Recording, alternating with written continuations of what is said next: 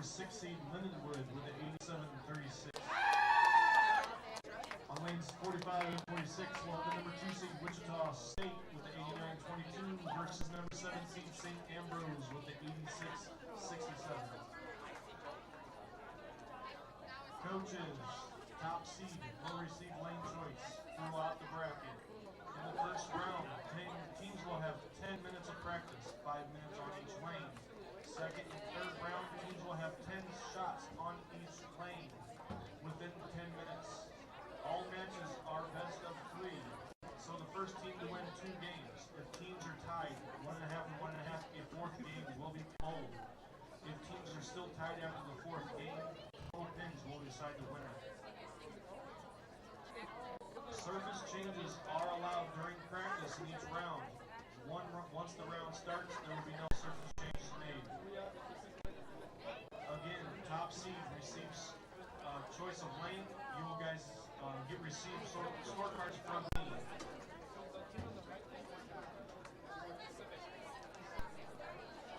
Ladies, you will have 10 minutes of practice. I will let you know at 5 minutes to switch lanes.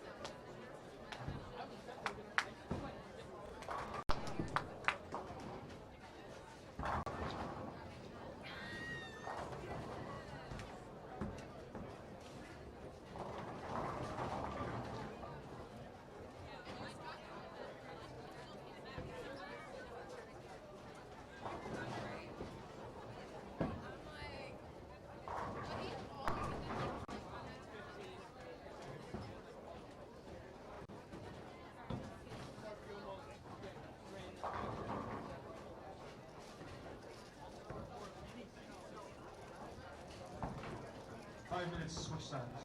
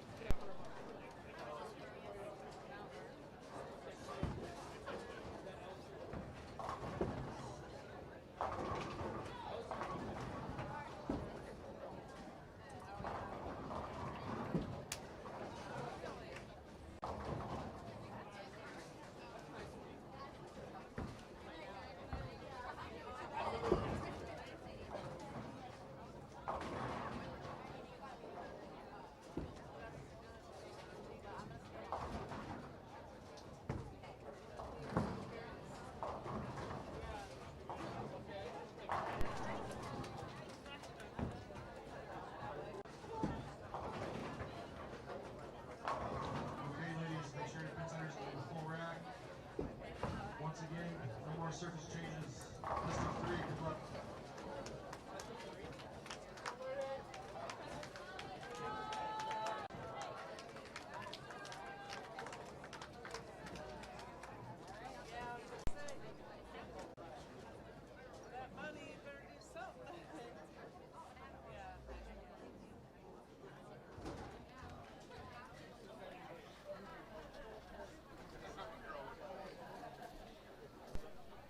All right, ladies and gentlemen, it is bracket time here at the 2019 Leatherneck Classic, the women's varsity division. Emil Williams Jr., Shannon Sellens, and we've got the official top 8.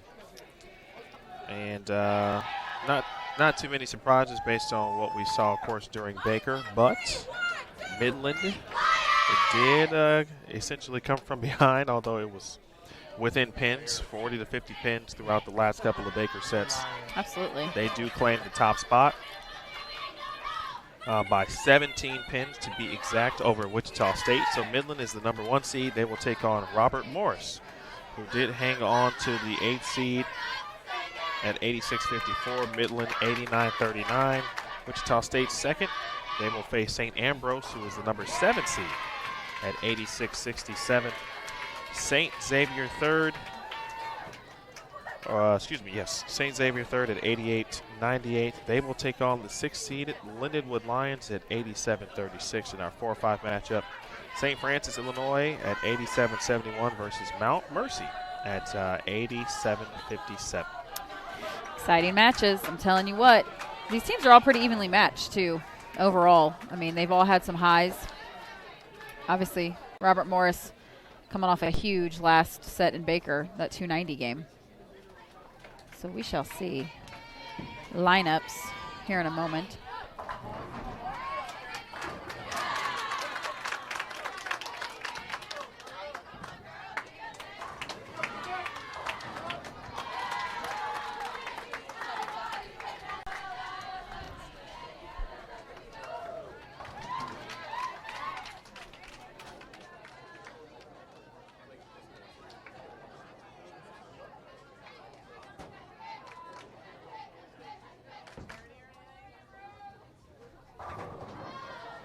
All right, so we will start with our Mount Mercy and St. Francis, Illinois match. We do also have the St. Xavier and Lindenwood match. It is a best-of-3 format. Again, best-of-3. So not best-of-5. It is best-of-3, which theoretically should go pretty quickly. Stephanie, I can't do that, and I apologize that I didn't do it before.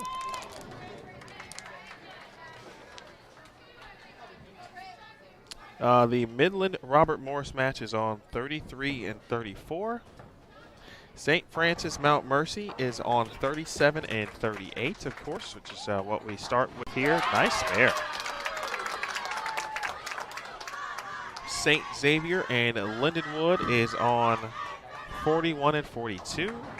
And Wichita State and St. Ambrose is on 45 and 46.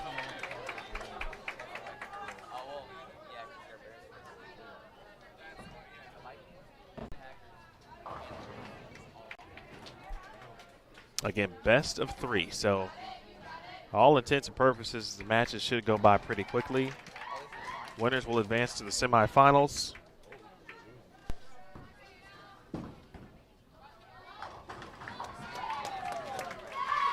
Semifinal matches will take place on 35, 36, 43, and 44. And the championship match will be on 39 and 40. All right, we will have lineups here in just a few moments. Trying to get them finalized from some of the coaches. We've reached that time period, of course, where only the spectators of the respective universities are still remaining. Some of the boys' teams who may not have advanced, or did not advance, I should say, the men's bracket, are here watching and rooting on their respective teammates. It is a new thing, honestly, for me, because I remember when I was in school, everybody bowled in the same center. So you didn't have to go from one center to another to like come over and watch your team. So Still a lot of people in the building, though. I give these parents and family members and other teams credit. They have a lot of fans here. It's good. I think it's good overall. Good crowd participation.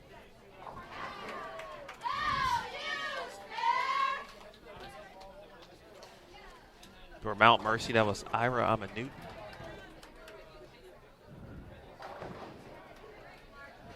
Mount Mercy on 38 starting. In a best of 3, it's obviously so key to win game 1. Absolutely. Put you out. Get you that momentum going, starting off.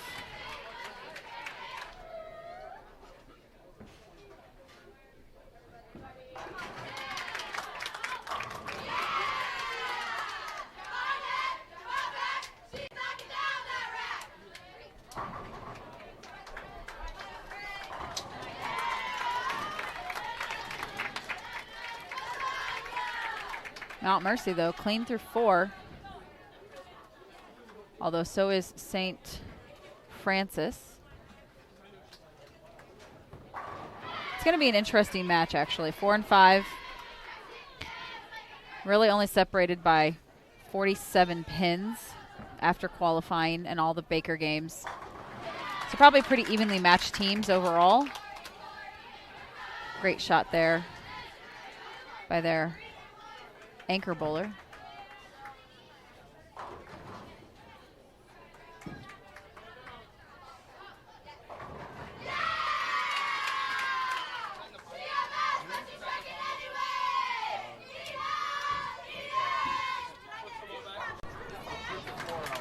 All right, we do have some lineups coming in right now.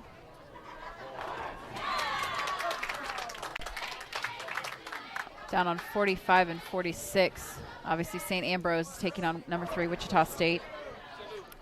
Lineups for Wichita, starting off Sarah Clausen, all-tournament team for this particular tournament.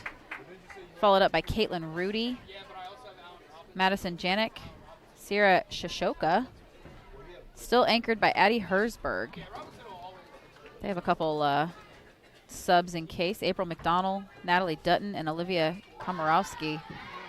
But I'm sure you might see some appearances by during these Baker game matches. Well, they may not get an opportunity. Yeah, This is that where too, this is depending. where it changes slightly, where you can kind of get everyone in during Baker qualifying, but once match play starts, it's a little bit of a different story. You're generally going to stick with one lineup that's working. Now, do you grind it out, though? Or do you make that change and say, you know what, we're going to take a chance?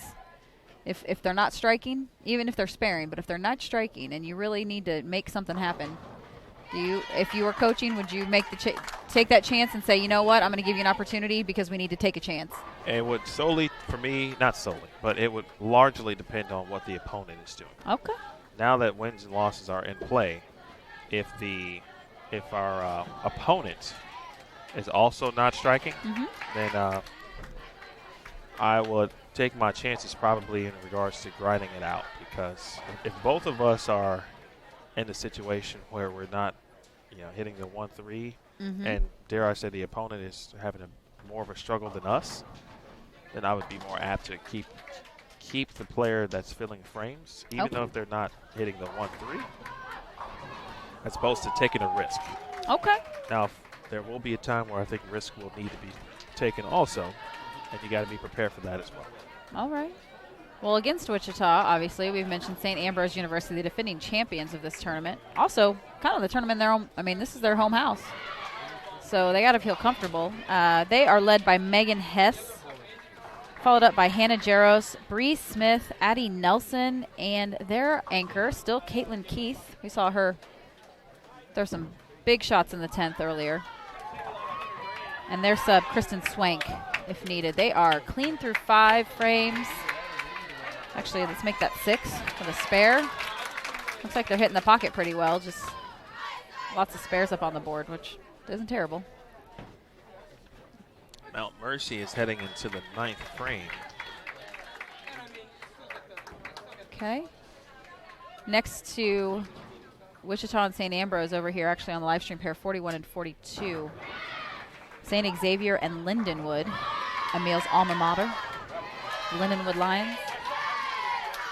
Lineups for St. Xavier led off by Monica Cullen, Sydney Gill, Catherine Hutto, Marissa Ramirez, and Alexandra Wozniak, also on the all-tournament team for the Leatherneck Classic. They have 3 subs: Stephanie Gaska, Destiny Miller, and Haley Jablonski. Currently having a little bit of a struggle this particular game. 4 splits.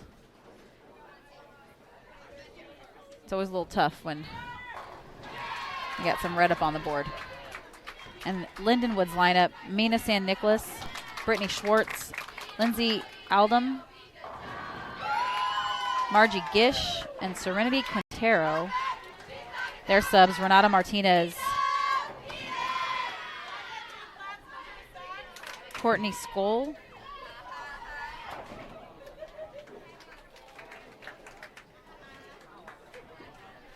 and Sarah Maxon.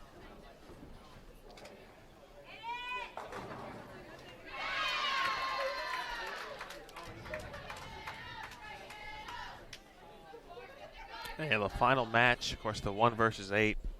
That is happening on 33 and 34. Midland with Chloe Herman, Hannah Trisky, Whitney Larritson, Brittany Schnicke, and Candace Goldfinch. Robert Morris with Sam Scroggin, Cassie Baccaro, Ronnie Dreyfus, Danielle Chupp, and Maddie Brandos. And you see the open frame there in the 8th for St. Francis.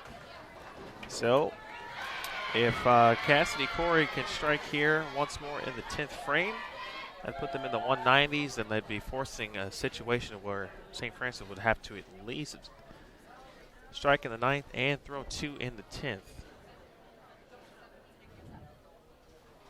Update on Lindenwood, and we'll get you to that match momentarily. They're going to win game 1. Pretty easily. Clean through 9 frames. Unfortunately, a split in the 10th, but filling frames. That is the name of the game. Anything can really happen in Baker. Yeah, in this situation, like I said earlier, the adrenaline is a little different. It's a different feel because now, you know, each shot could be a matter of winning and losing.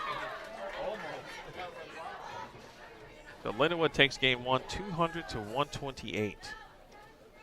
Again, this is a best of 3 match. They will switch lanes. We'll see the outcome here on 37 and 38 with Mount Mercy and St. Francis. And then we'll get you over to a little bit of this Lindenwood St. Xavier matchup here on Bowl TV.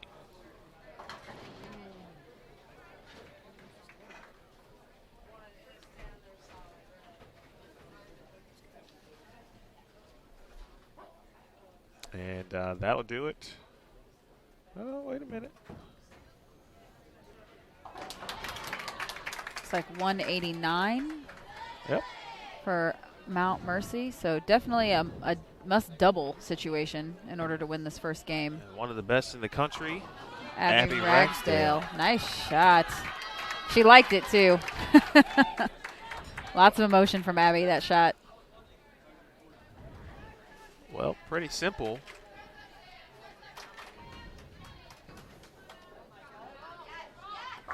Double, or excuse me, one more here, and 8 on the fill. And St. Francis, Illinois is going to sneak out game 1 here.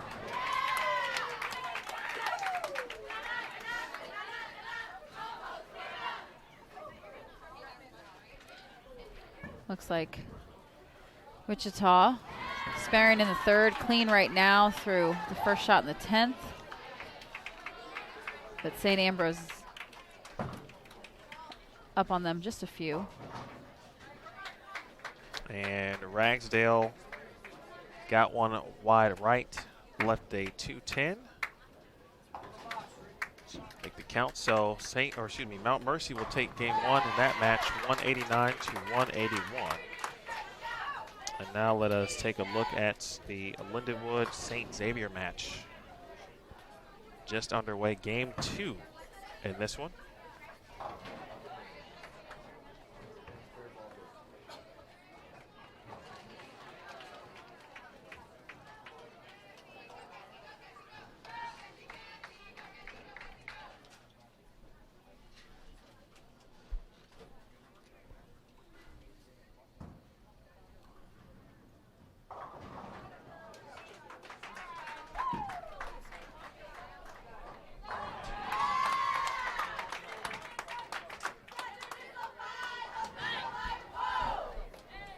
just took a quick look at the Wichita State-St. Ambrose match. Wichita State punched in the 10th for 199. Addie got the first shot. Looks like she got 9 on the second shot. St. Ambrose did shoot 201. So they are going to take game 1 in that match.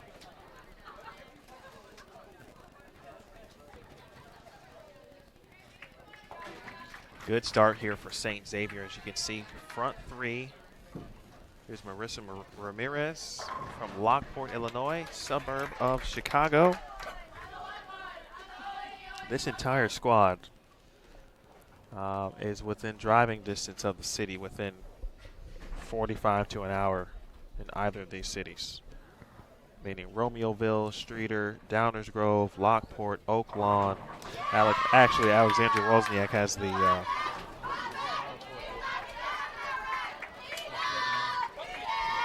Miss Wozniak has the shortest drive of any of her teammates who are currently on this roster in the lineup to get to school. She lives in Oak Lawn, which is literally just down the street from St. Xavier.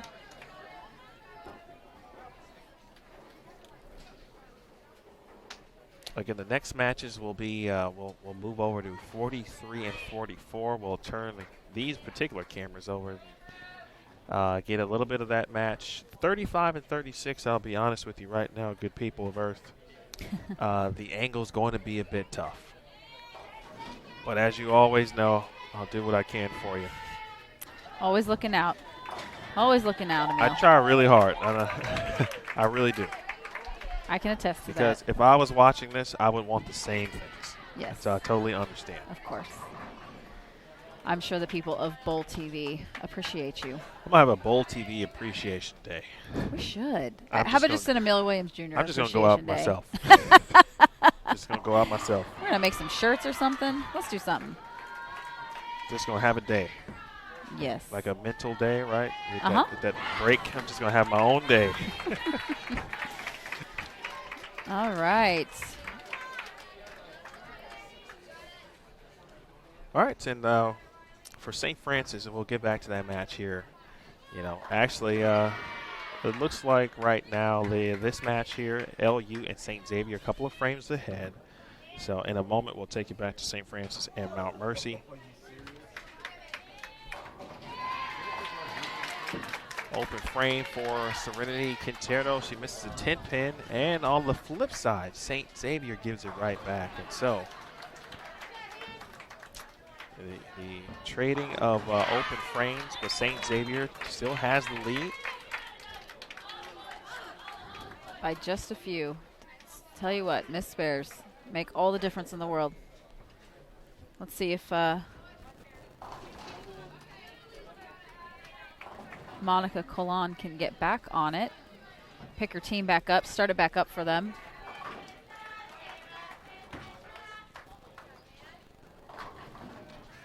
Obviously, Mina San Nicolas stepping up for Lindenwood in the 6th frame. That did not sound like a strike. She got 8. Leaving the 6-10. Crossover strike there for Monica from Xavier.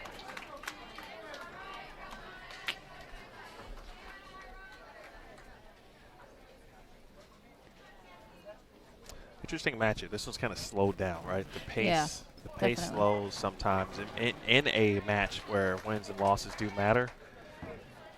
Sometimes it gets in this awkward, quiet silence.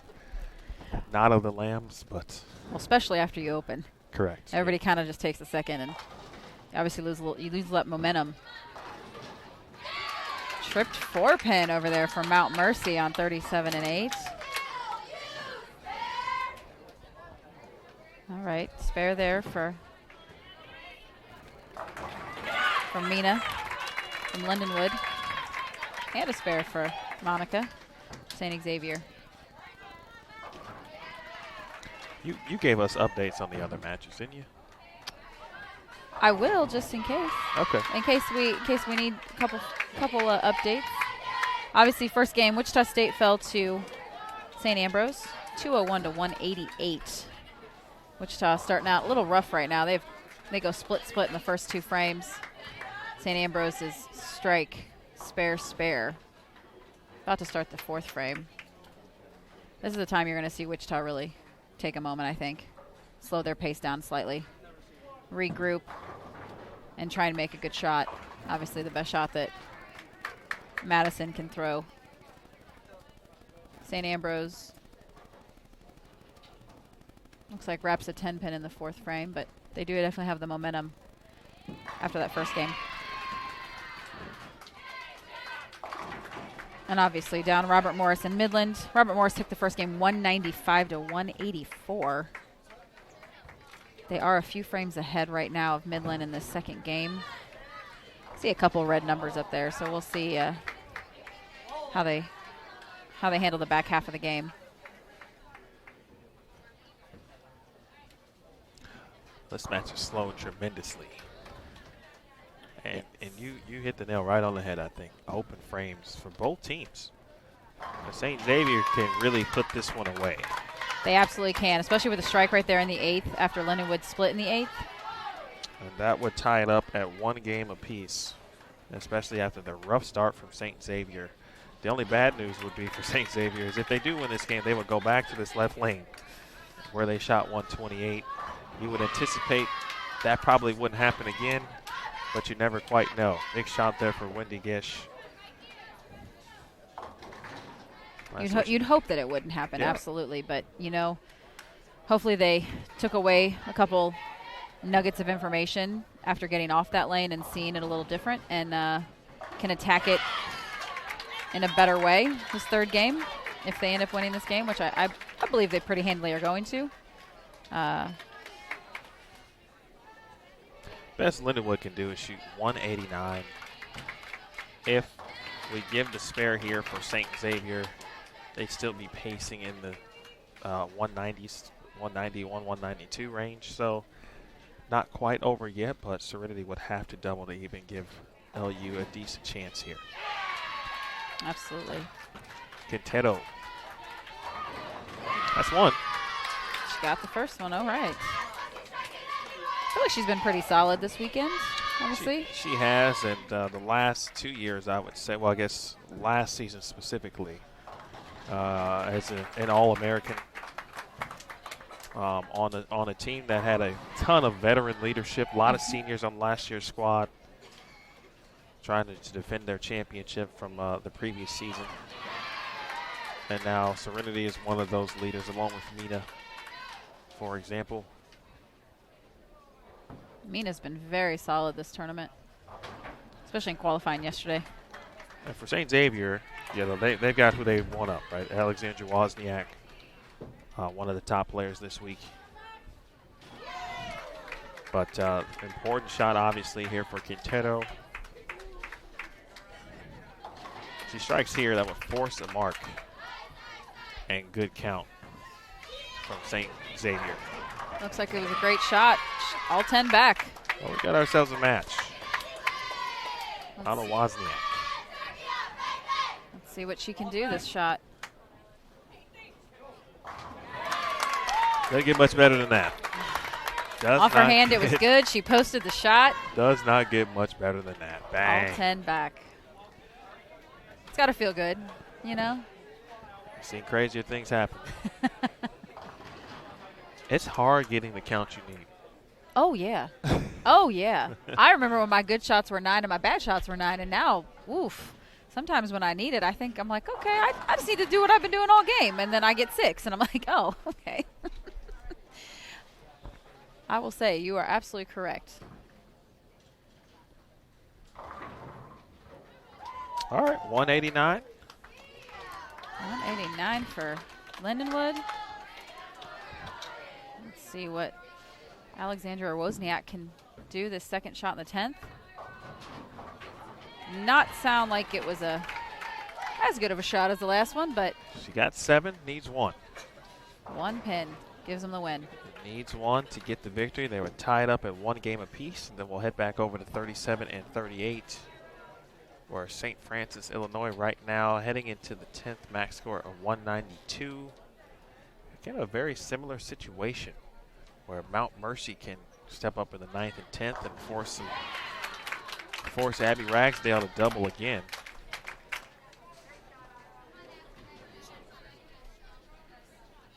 Again, 1 pin here from the old 6-9-10. Easily spares that. Takes care of it, and we're tied at 1 there. 192 for St. Xavier. They are back in business. On to 37 and 38.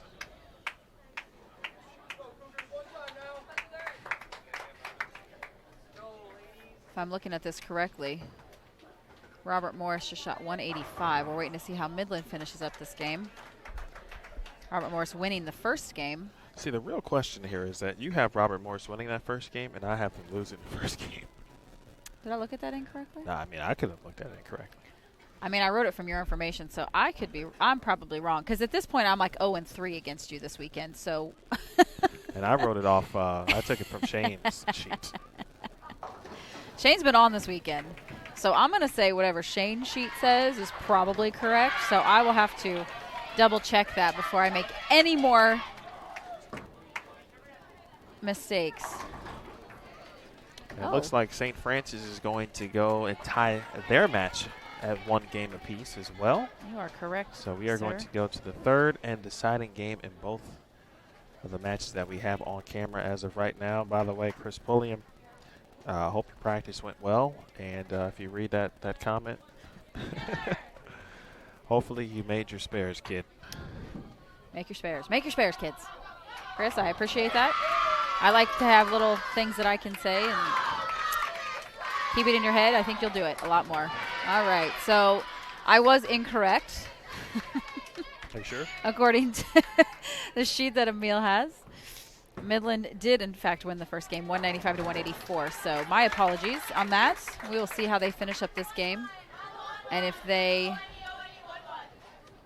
are able to pull out this second game against Robert Morris. Let's see if there are any fill shots here before we make a move back to 41 and 42. And I asked that because, like we talked about, in a game or in a match that's now tied, right? Now which way do you go, right? If someone is in the lineup and maybe doesn't have a good handle on the 1-3, but they've made every spare, or do you give that person that opportunity on that fill? If they're around the 1-3, do you put them in? I think if you have the shot, you should absolutely take a free shot and at least see what somebody else can do. Obviously, in this match on 37 and 8, it didn't really. This fill shot isn't necessarily going to matter score-wise for Mount Mercy. They knew they were already going to lose the game. But if you have somebody that's even had a good look at times this weekend, I think you definitely give them that opportunity just that once at least to see what they can do. It doesn't hurt you at this point because it's not total pins. So. But do you make the move? I think you make the move depending on what their look looks like. If they don't seem to be lined up, then I don't think you do. But you definitely take the opportunity to take the shot and see what they can do. So 182 to 167. St. Francis ties it up against Mount Mercy.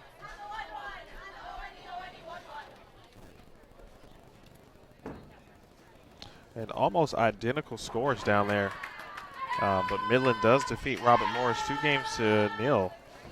I think it was 195.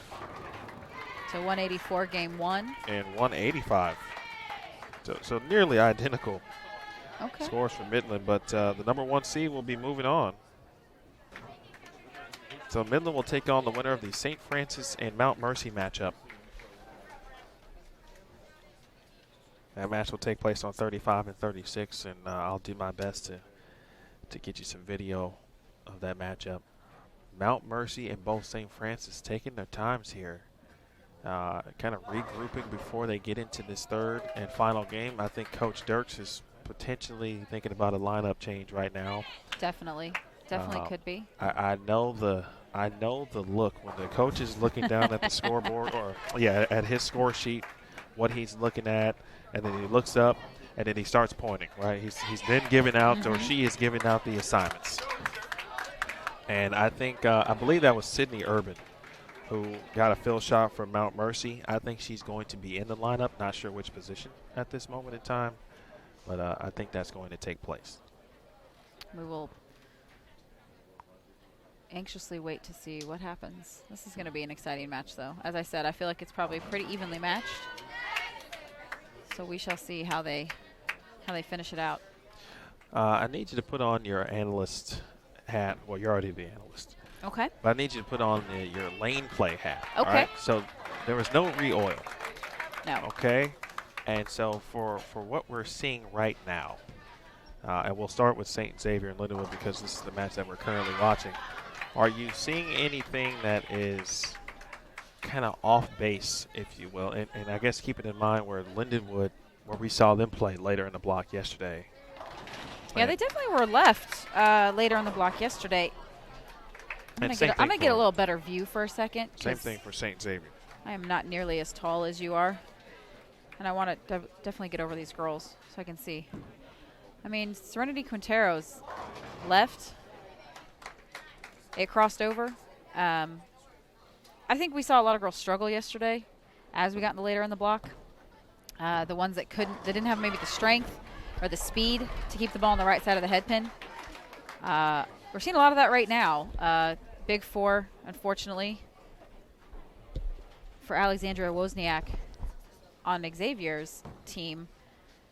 I think she could definitely go a little left of that, but you definitely need to feed the ball right a little later down the lane. I think she's it's right too early right now for this pattern, especially being in this lane placement that she is.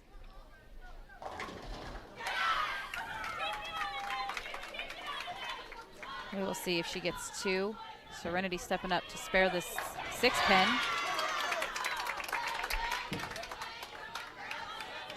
And she unfortunately whiffs it.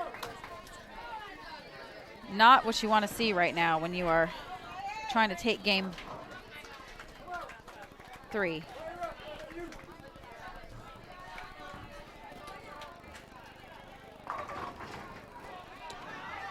All right, St. Ambrose. It's official. They are continuing on the championship climb. They are the defending champions and they have defeated Wichita State. So the 7 knocks off the 2 here in the bracket, 166 to 156, and of course an obvious low-scoring match or game specifically. So St. Ambrose will face either Lindenwood or St. Xavier. Thank you very much. Let's see. They are both on opens in the 5th frame, so we'll see. See, and that was a better shot by Mina. Definitely. I can't tell what ball she's throwing, unfortunately, but I saw it yesterday in her. She was able to get the ball down the lane a little further before it really started to tip towards the pocket. I don't know if it's necessarily her speed. She doesn't look like she's muscling it too much, but it could also be a lower end ball, something that doesn't hook as much. It's not very skid snappy. That's getting her there.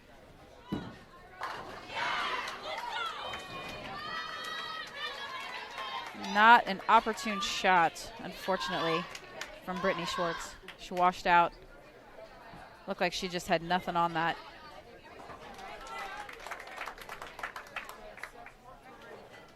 Again, this is the elimination game here for Lindenwood and St. Xavier, tied at 1 game apiece. Best of 3, Mount Mercy and St. Francis, Illinois, also tied at 1 game apiece. And we'll take you to St. Francis and Mount Mercy. Oh, big spare from Lindenwood.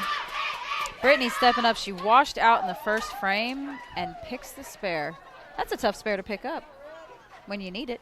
I was going to say, I just came from the U.S. Open. And I watch the PWBA obviously all the time as well. Mm-hmm. That is, to me, the 1-2-4-10 and vice versa for lefties has become one of the most routine washouts to make. Now, you prefaced it well. When you need it. When you need it. I agree. Yes, when you need it, it can be a bit more difficult. There's been a few times that I've left it.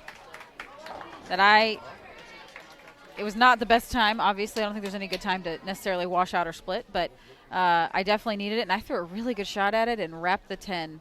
And it seems like every time you think you have it, you do that. Great shot. Wow. bad break. Wow. 7-10. Yeah, that's not what you need, obviously. Good shot there from Catherine Hutto, and that kind of disrupts any momentum. If they double there, we're looking at a tie game. I didn't necessarily expect a strike. Ball was a little weak to the pocket, but I didn't expect a 7-10. I figured she'd, leave a weak 10 maybe, something. But we've seen one made. It's true. That's the time though. You got to get one in that particular moment. You got to get every pin. 13 pins now the difference, and Lindenwood a couple of frames away. For LU, it's simply about filling frames. St. Xavier, if you're on that side of the fence, you have to think, they're going to need them all here. Got to strike. Must strike situation. Crossing over from Mount Mercy. Sydney Urban was inserted into the lineup, in fact, into the leadoff position. And Lindenwood dodges some trouble there. That was almost a 3-9-10 left by Wendy Gish. But just a makeable spare, a single pin. Well, we've noticed that single pins can be difficult. Can be difficult today. And a 4-9 backing up that 7-10. Yeah, I think that could be I could do it right a nail in the coffin right now for St. Francis or for St. Xavier, unfortunately. We'll keep it locked here just to see if Marissa will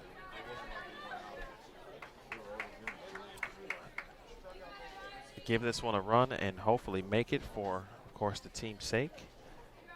Absolutely. But 7-10 from Hutto in the 8th, and now 4-9. That's got a chance. Wow. What Nicely a fantastic spare. Marissa Ramirez. It's a nice round of applause from the spectators and everyone watching. And there's still life. There is still life now. Still life for St. Xavier. That's always got to feel Look out.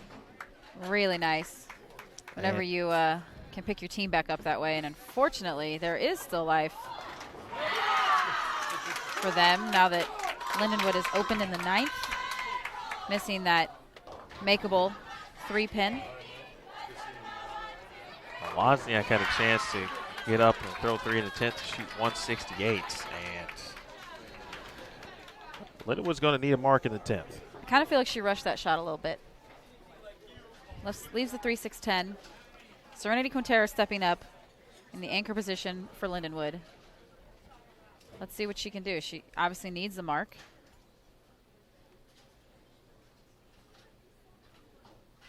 Ira Newton, by the way, on the left side. Crosses over and gets another break from Mount Mercy. They've got 4 in a row. We're going to take you there momentarily.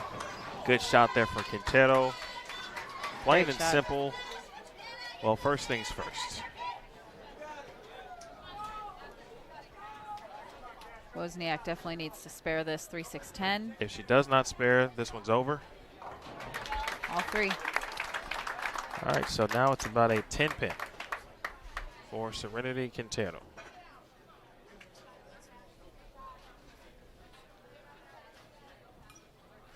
And depending on who goes first here, I'm going to make the switch. All right, so I'm going to go Cassidy, Corey, and Mount Mercy first. You see the scoreboard, 4 in a row for Mount Mercy. They can get to 239. Max score St. Francis 232. Wow. I think it's the 3rd Brooklyn I've seen on that. They have carried and that little exact same string. hit. Don't move. 3 times in a row.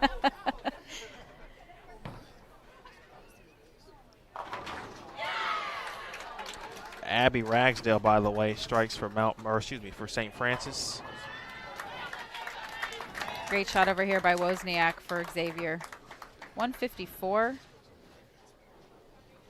It is up to Serenity Quintero from Lindenwood.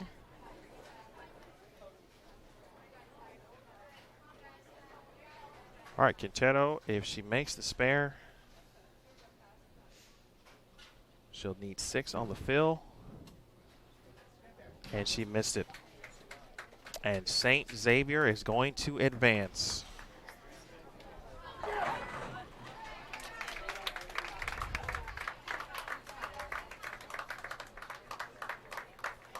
single pin spares.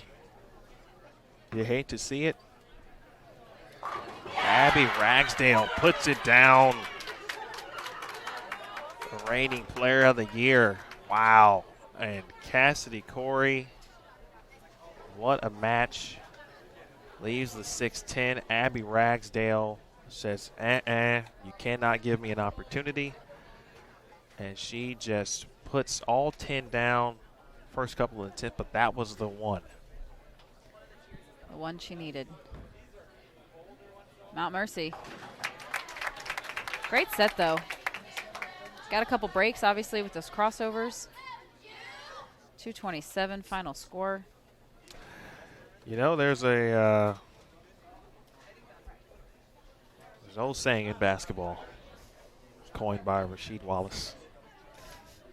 Ball don't lie. It's true. I do think that happens across the sports world. But in that situation, it's like, okay, you get a couple breaks. Mount Mercy did what they needed to do. They got the breaks. They capitalized on them. And then St. Francis does what they need to do, right? When Mount Mercy could have shut them out, they get an opening, and Abby Ragsdale does the job. Pressure shot from Abby, but she steps up to the plate. That's what you expect, obviously, from a reigning player of the year. Needs 6, however, so not over yet. 10 is all the more exciting. And St. Francis is moving on. They will face the number 1 seed, Midland.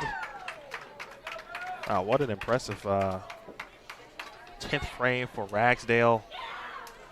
You feel for Mount Mercy, but you can see what Mount Mercy is building. And I've said this the last couple of times I've seen them. It's evident they're going to be a force as we get obviously near the end of the year. Absolutely, absolutely. All right, folks, we got our matches set. I'm going to move some cameras. Hang tight, please. We'll be back with you in a moment. I'll have Shannon Sellens go through our next matches and what lanes they will be on, and I'll be back with you in a sec. All right, coming up as Emil is moving cameras to make sure we bring you all the action. Midland's bowling St. Francis on 35 and 36. Obviously, Midland top seed of this top 8 bracket final. St. Xavier's against St. Ambrose on 43 and 44. St. Ambrose knocking off Wichita State. Obviously, you just saw St. Xavier take off Lindenwood. And St. Francis pulling it out against Mount Mercy in that first match. It's going to be exciting, actually. There's a lot of talent in these programs. Some of them newer, obviously, we've mentioned. Some of them a little bit more seasoned, but huge 10th frame by Abby Ragsdale, as we just saw from St. Francis.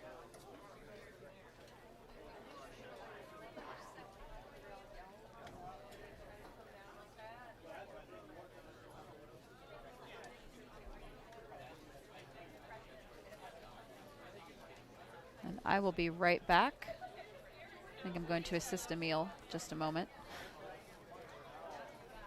And we will be ready to go in just a few minutes for the next round of bracket matchups. Number 1 seed Midland versus the number 4 seed St. Francis. Lanes 43 and 44, we will have the number 3 seed St. Xavier against the number 7 seed St. Ambrose. Once again, you can change surface right now until we start. We're going to move live stream TV cameras first, and then I'll let you know when we start practice.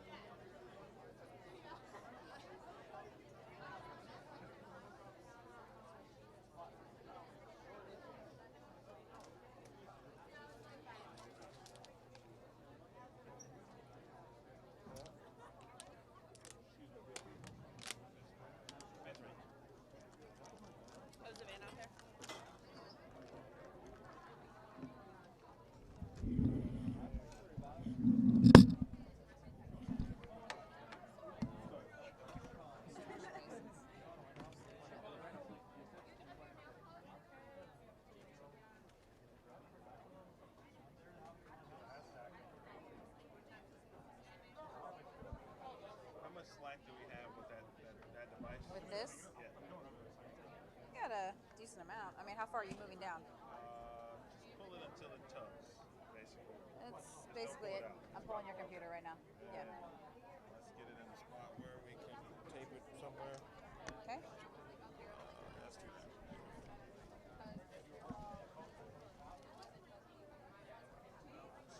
Give me a little slap right there. And one right here.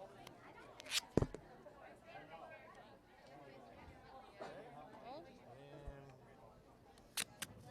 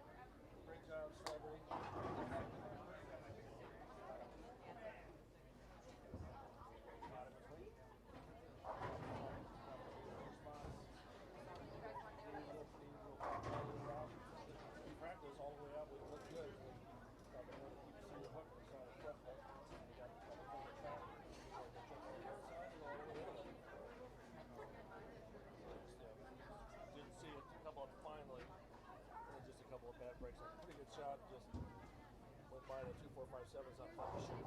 No, it's not. And then a really pretty good shot at that other, the 2.5 and chopped that off. So maybe a little closer. Really like we were about to figure it out again, but they just solid missed in, hook moved over, just made it worse. Yep, absolutely. Caught that thing, we just got. I was like, you gotta get this way or this way of it, but you gotta commit to it. You gotta go all the way out. You gotta go all the way back in. And when we were in before, it was tough. It was hard. We did that over here. It was. You could go through it. You could go right through that spot. I still on top of it. Just under your feet. My girl from Leatherneck, when she washed out in the 8th or 9th, she went right through it, didn't ever hook, and then luckily she spared it. But then you did that and you try to move over and it goes. Yeah, takes up Right so quick. Yeah. So it was just safer spot looked like you could get out and just stay on top of the spot.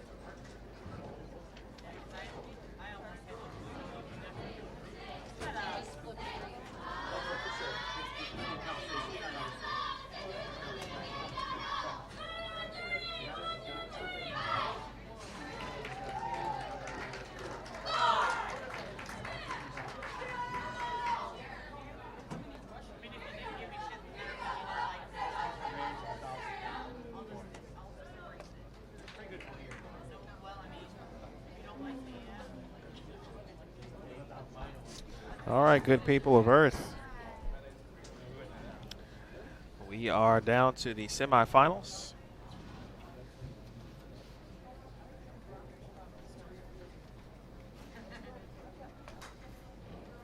And we will start with Midland. Looks like they're going to begin first.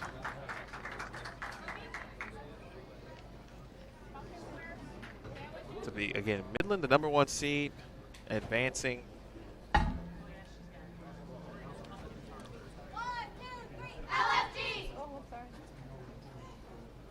Midland defeated the #8 seed, Robert Morse, 2-0. St. Francis advanced by defeating Mount Mercy 2-1. This is best of 3. St. Ambrose and St. Xavier will kick off here momentarily. For Midland, Chloe Herman.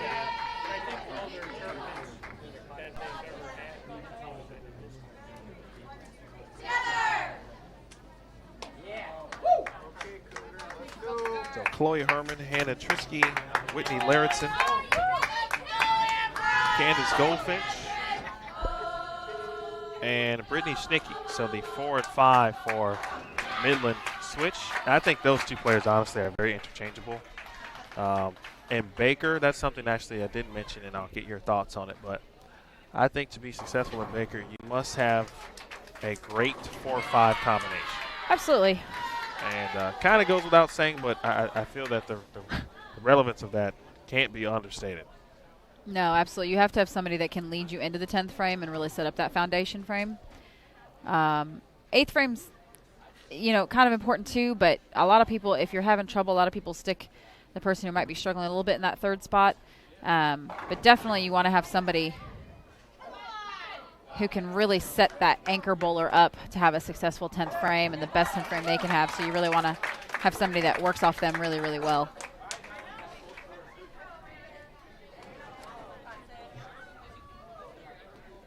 I feel like Emil's doing a dance next to me right now. Not really sure what it is, but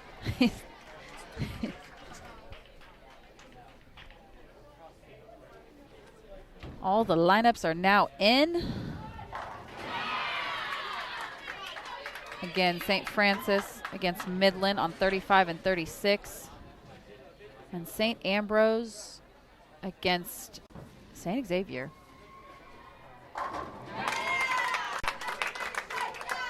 A lot of changes, though, from the first match. Looks like we had a couple subs on St. Francis's team. Yeah, they've gone with Megan Allensworth. Dana Ackerson is now into the lineup along with Haley Helsper. Holly Helsper? Oh, excuse me, Holly. Haley Douglas is no longer 3rd. Sammy Haddigan is 4th. And, of course, Abby Ragsdale. Can never go wrong with Abby. In fact, if Abby's not in the 5-hole on that team, I think she's either not feeling well, maybe her wrist is broken. She's probably still going to bowl. Yeah, she probably would try, absolutely. She huge that last match. Down at St. Xavier against St. Ambrose. St. Ambrose lineup, Megan Hess, Hannah Jarros, Bree Smith, Addie Nelson, and Caitlin Keith. I feel like Caitlin's been anchoring all weekend. She's had some pretty big 10th frames today. Hard way to pick up that 3-9-10 off the wall for Hannah Jarros. Kristen Swank is their 6th bowler. Obviously can sub in. No changes from that first match. They obviously came out with a pretty strong win against Wichita, so didn't make any changes. And St. Xavier's lineup, Monica Colon, Sydney Gill, Marissa Ramirez has now moved into the 3 spot. Catherine Hutto has been moved down to the 4th spot. And again, anchored by Alexandra Wozniacki. She, of course, kept them in that last game. Last match, picking up the 3-6-10. Obviously had a little bit of a break when her opponent whiffed a single pin spare, but Well, she had to make the spare first. she did. And if she didn't make it, they don't have a chance to win. In fact, if she misses it, they lose. Period.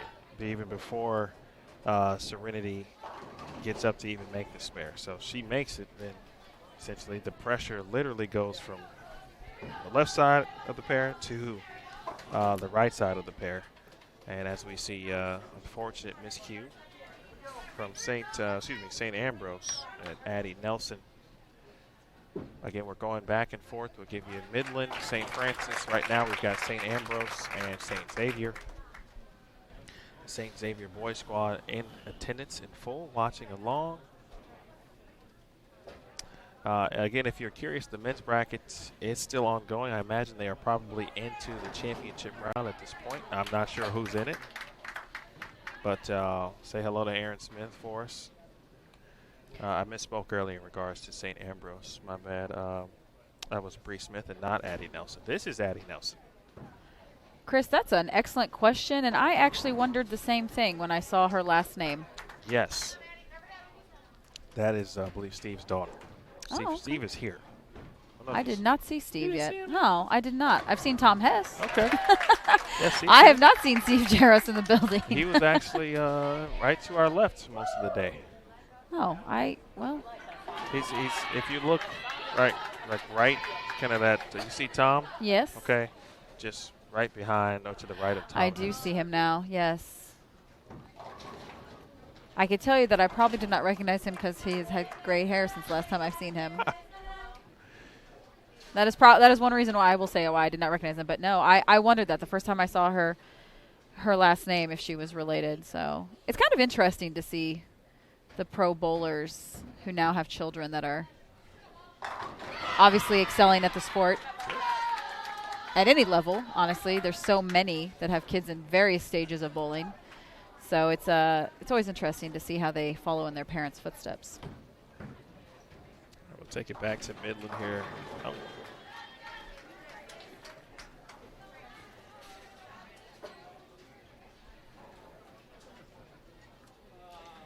St. Xavier clean through 5 frames. Couple splits, unfortunately, for St. Ambrose.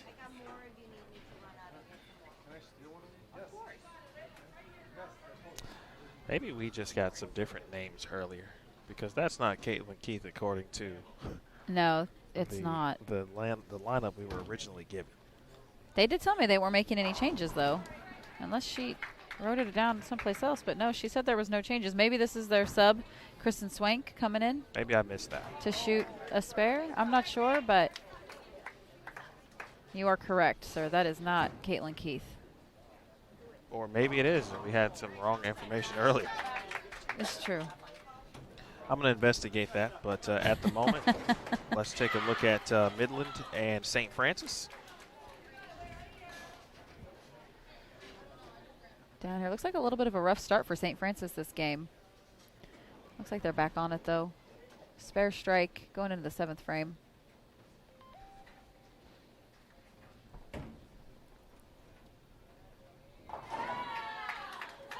Midland, though, looks like they are clean through the first 8 frames of this game. Haven't quite doubled yet. I'm not sure. Oh, no, we do have a double in the 2nd and 3rd, but they've gone spare strike since then.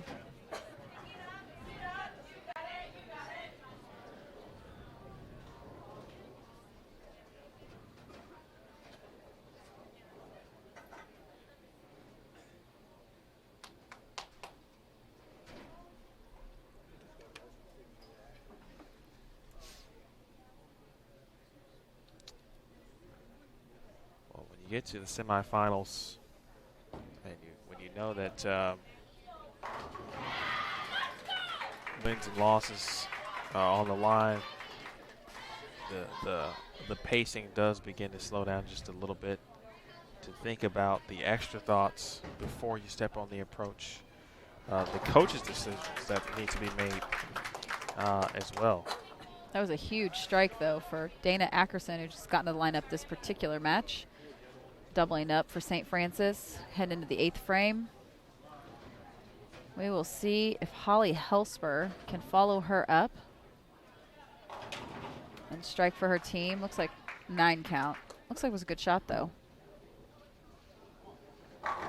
Nice shot for Megan Hess off camera. Big strike there.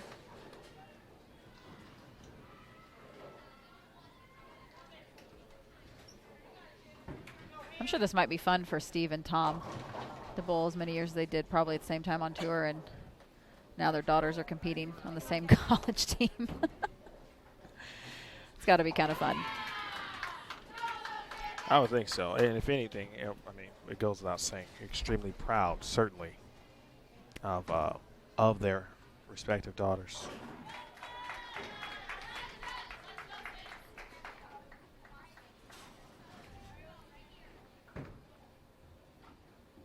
All right, nice try at it all again off camera.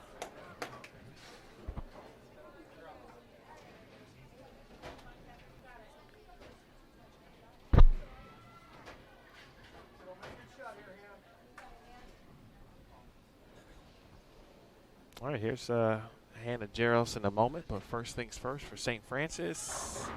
Good break. Capitalize on that break. We talk about the 4-5 bowler. Gets a break, strikes in the 9th. Let's see if Abby can step up and do what Abby does. That one crossed over immediately. That had to be more of a miss from Brittany Schnicke. So Midland can get to 206 right now, but Abby to put any pressure. Oh, 3-6-10, and this one's going to go to Midland. Game 1. They'll be up 1-0. Well, let's take you back.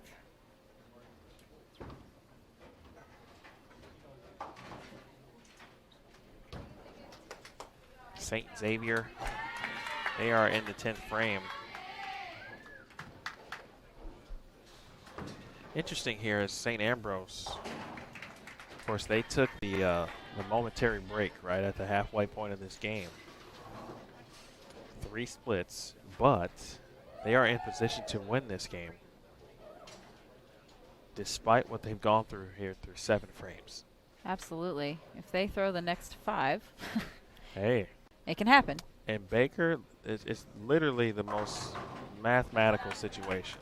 Absolutely. If it's not mathematically over, Anything can happen. anything, and I won't say everything, meaning I've seen everything in Baker because I'm sure I haven't, but I've seen my fair share of matches that look like they would be over, should have been over, but weren't over because A, it was mathematically not sold yet, and B, you know, the opponent, whatever happened, one team gave a break, and the last possible thing you could think would happen, it happened.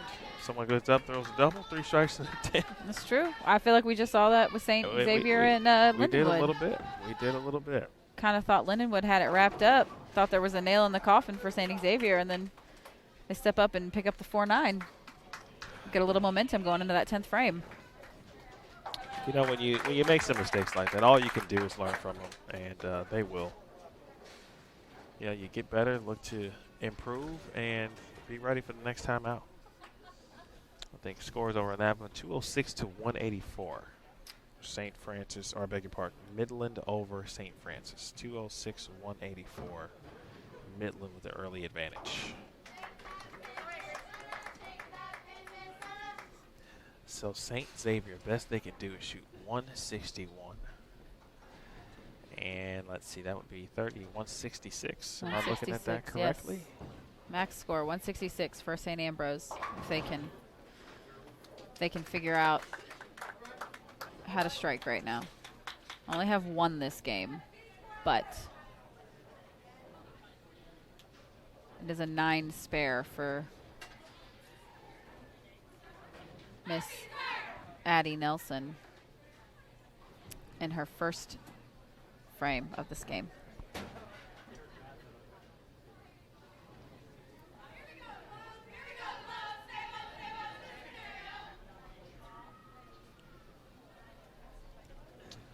Well, they've got a little room to work with, but they got 8 on the field at St. Xavier. But first things first, they won't have a chance unless Addie Nelson strikes here in the 9th frame. And we've seen her, I mean, I think we had some misinformation earlier, but we've seen her strike all day. That's who we were referencing. Yes. We thought that was Caitlin Keith earlier based on what we were given. So we apologize to Addie Nelson. We apologize, Caitlin Keith. Both of you are phenomenal. Yes, absolutely. And that was a uh, great shot, actually, by Addie. Unfortunately, she leaves a 10 pin. So that'll do it. That one is mathematically over. St. Xavier will take game number 1 from St. Ambrose. I am curious, though. Coach Crawford has been, kind of just chatting, I feel like, with each player about what they're going to do on the lane. So I'm curious to see what Caitlin Keith will do here in this 10th frame. And then after that, we'll take it to St. Francis and Midland. I'm going to ask you specifically, Shannon, kind of watch what Caitlin will do here on the lanes and give me your thoughts on, is that the kind of good part of the lane right now, you think? And or what would you be doing or what would you be thinking if you were a coach or even a player at this point? She's definitely further right still. That looked pretty good, obviously. Yeah, all 10 down. I did have a little bit of a conversation with Coach Lewis from Wichita State right before they left, asking him, obviously, what happened to Wichita in that particular match, this first round of the bracket play. And he said they got stuck in a transitional spot where they needed to get left of it or go back right of it. And I think right now, Caitlin Keith being right of it is probably pretty good. There's not a lot of traffic out there right now. Some of these girls are going left. She's still pretty straight through the heads. She's not trying to really make the ball change direction. So I definitely think that that's going to play to her advantage. But a lot of the girls, I feel like, got stuck in that spot where they didn't move left enough or they needed to go back right. And we talked a little bit earlier about sometimes being tricked by the reaction, and you might see 1 or 2 that react well, and then after that you're kind of stuck. I think that's happened a little bit today for some of the teams. They couldn't quite figure out how to get the ball to the pocket. They threw it through the spot, so it just didn't hook at all. Washed out, 2-8-10, something. They some sort of a split or a washout. Or it checked really early and crossed over, and if you were lucky, you got a break. If not, you leave a cluster of pins maybe. So we will see. 159 to 145. St. Ambrose. Well, hey, sometimes it's not about the score, it's about the W. This is true. And St. Xavier has got the W. And this young program is a win away from reaching the finals here at the Leatherneck Classic. Meanwhile, Midland, high flush. Nice double. Candace Goldfinch, she has set it up for her teammate, Brittany Schnicke. Brittany, again, the all-tournament MVP. She led the field individually. Abby Ragsdale also on that all-tournament team, and no coincidence that these players led their respective teams to a spot here in this bracket. And it's wiggling. No, on the 7 pin. This is a perfect setup, though, for Midland. Striking in the 3rd, striking in the 4th. Brittany steps up, can strike in the 5th, and really build that momentum going into the back half of the game.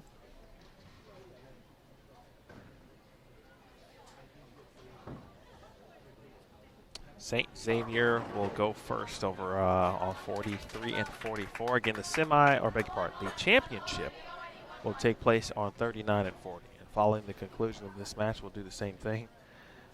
Shannon will just run down the teams again for you. I'm going to go change or move the cameras back to a spot they were kind of almost in. And we'll get this championship for you, and then Crown a champion. there it is Crown a champion. for the 19th time. And will it be a repeat champion? Well, it's still in play. It is still in play. 2019, again, you're the defending and reigning champions. St. Ambrose.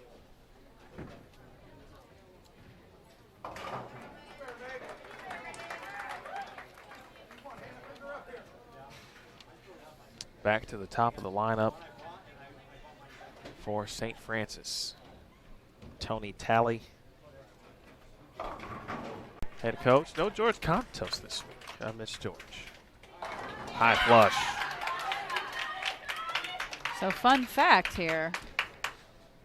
If St. Ambrose does not repeat, there will be a completely new champion that has never won this tournament. Correct. How about that? How about that?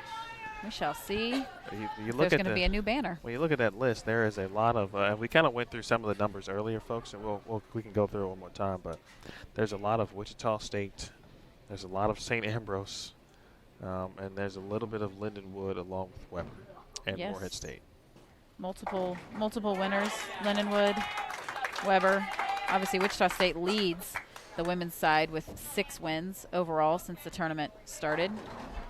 But we definitely have 3 wins from St. Ambrose, 3 of the last 4 years, actually. St. Ambrose, obviously, it's got to help that it's right in their backyard and consider this their home house, so they have to feel very comfortable here. Lindenwood. I'm sorry, go ahead. Oh, no, you're fine. Lindenwood, 2 wins, and Morehead State with 2 wins, so. Rob Moe, they did make the brackets. They have won this event once. Purdue has won it once, and Grandview has also won this event one time. In fact, they were the last team not named Wichita State or St. Ambrose to win this event.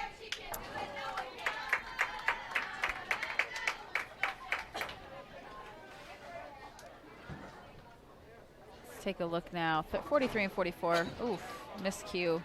245. Sorry, 248. Anything with that 2-8 is a tough spare. Unfortunately, taking the 2-4 off of it for St. Ambrose.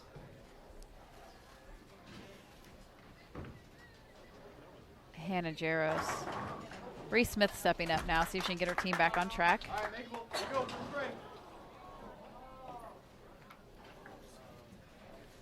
Boy, that stops some momentum. Yes, it does. Referring over to St. Francis and Midland's match. Whitney Larrittson. I'm sorry, not Whitney Larrittson. Holly Helsper of St. Francis. An unfortunate 7-10. Bad break in the 8th frame. Seen it made. It's true. She gets 1.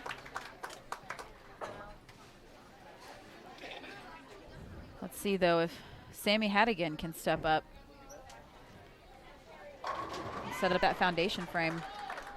We're going to finish with this match, at least this game, and see if right now Midland, who just got a nice gift at that pocket 7-10, can capitalize here. St. Xavier and St. Ambrose. They are into the 4th frame. St. Xavier just now in the 5th.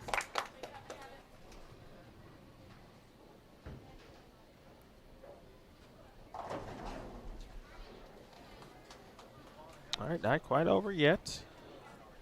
Haddigan leaves the 7-pin. Again, if she makes it, that does move their max to 192. But again, we know what Abby Ragsdale is capable of if she gets an opportunity in the 10th frame.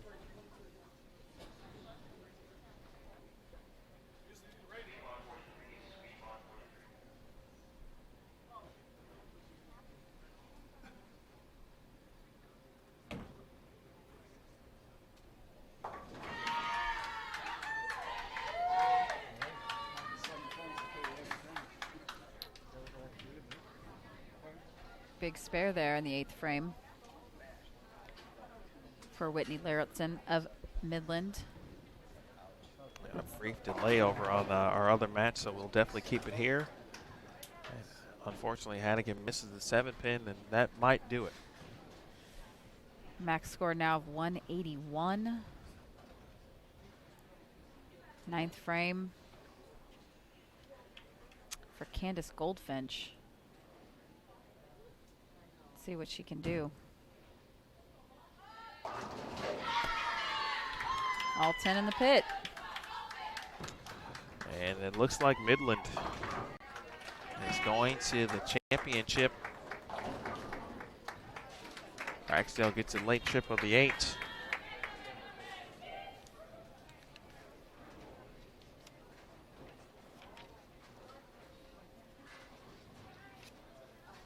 The Xavier St. Ambrose match is slowed down slightly. St. Xavier clean through the first 4 frames with a 6-10.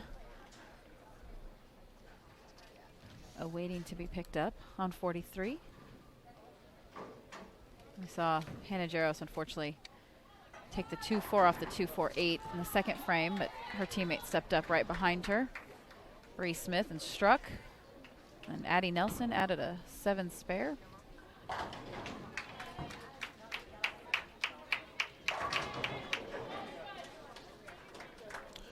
Just show you briefly what we're referring to. There's just the sweep is down on 42. I want to hold the spare, but how would you handle this delay, Shannon? What do you think goes through players' minds when they've got to deal with certain things? And sometimes those things can happen just at the wrong time. Not intentional, obviously. Obviously. How would you handle something like that? I mean, depending on what the issue is, I think it's definitely just a matter of staying loose, staying light. Focused but light, I think, is the best way to. You don't want to start dwelling on anything. You don't want to get your heart going and too much adrenaline at one time. Just staying focused and light and having a little fun with it. Obviously, just waiting on them to fix the issue. I think it's kind of like that timeout you might get. Unfortunately, like an injury timeout in football or something, where you get those few extra minutes to maybe refocus yourself, kind of as a freebie. But they are clean through 5 and can definitely close this match out if they can just keep filling frames. And it is official. St. Francis falls to Midland. So the number 1 seed, Midland, will move on. They'll be on 39 and 40. We'll be competing for the Leatherneck Championship, looking for their first title, as Shannon mentioned, at this event. This is their 5th bracket appearance overall, speaking of Midland. And so could 5 be the one? Could be their lucky number right now. And in this match, I mean, St. Xavier clean. They had to wait a little bit. St. Ambrose was continuing to bowl through. Megan Hess, a couple of 8 spares for Megan in this game. That's got to push. Top of the lineup for Xavier. Monica Colon leaves a 6-10. Seems to be a pretty common leave right now as the lanes are transitioning. The girls are having to get left. Some of them just don't have the speed, it seems, to keep the ball on the right side of the head pin or maybe float it to the spot the way they need to. We'll see if she can spare it. She takes 2. So now St. Xavier clean through 6 frames.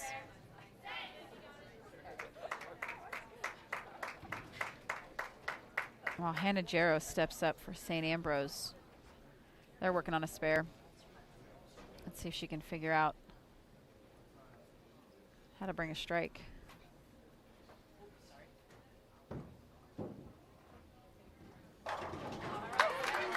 And a crossover strike for St. Xavier. For Sydney Gill. It's a time when pace is really important, I believe.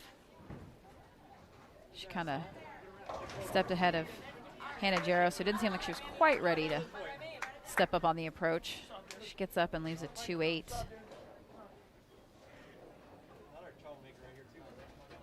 We'll see if she can spare it. While Marissa Ramirez steps up for St. Xavier. Ooh, wide. Leaves the 1-2-4.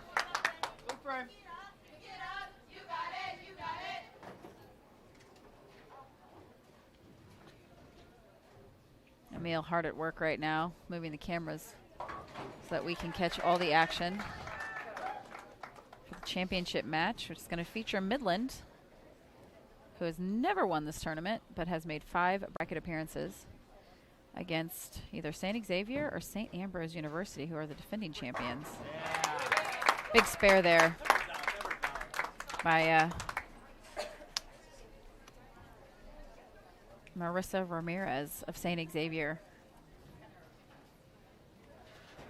So their max score right now is 213.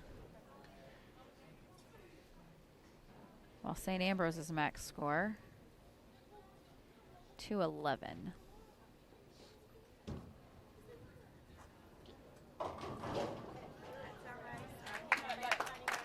Not too bad of a shot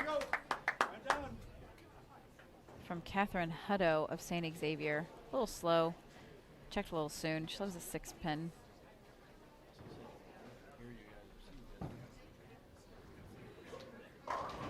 And a crossover shot from Bree Smith. St. Ambrose leaves the 5-pin. But filling frames is what it's all about right now. Spare there from Catherine Hutto. And Alexandra Wozniacki is going to step up in the 10th frame. Max score 202 right now for St. Xavier, and they can put defending champion St. Ambrose away.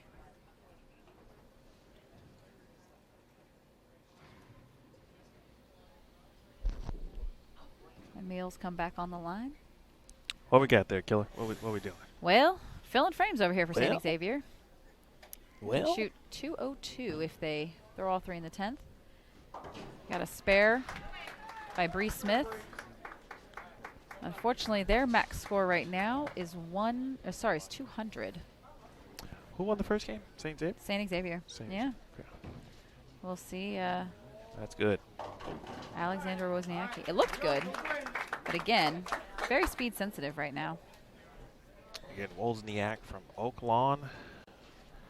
It's interesting that St. Xavier was the team that dealt with the delay, and they are going to finish ahead of St. Ambrose. Definitely. Seems like after that spare, the next teammate stepped up right away and went. Hannah Jaros took a few extra minutes before she stepped up on the approach. Obviously, opening in the 2nd frame, she stepped up in the 7th frame, left a 2-8, spared it though, which was good. But she definitely took a few extra moments to gather her thoughts. Sure. You know, I think this is, again, this is a young program, so you're kind of putting them in some different situations. Hard way for Wozniak, things that they'll deal with as they continue to get better and find themselves in situations where, you know, not saying opponents do it intentionally, but I think sometimes opponents do things intentionally to kind of mess with the mental space of their opponent. I don't think there's any question about it. I've seen it happen. Heck, we might have even done it. Great shot shots there. like that will do the rest. I don't think St. Ambrose, I think they are legitimately trying to just say, hey, listen, here's what we need to do. And in order for us to really make the best shots we can, we got to take this time to make sure we're good on what we should be doing on the lanes. Absolutely. I don't think either team really felt probably confident in that first game or comfortable. But, you know, for St. Xavier, all you can ask of them, they filled every frame. That's a clean 189. Clean 189. And so it's in the hands of Caitlin Keith. must have first strike. Gotta have it. Absolutely. Must have the first strike and at least 9 on the second shot to force a tie. Or a possible tie, I should say. Oh, hook. That'll do it. Looks like she just missed that completely at the bottom of it and had nothing on it. How about that? Taking down the defending champions. We're going to crown a new champion today. We will have a new champ.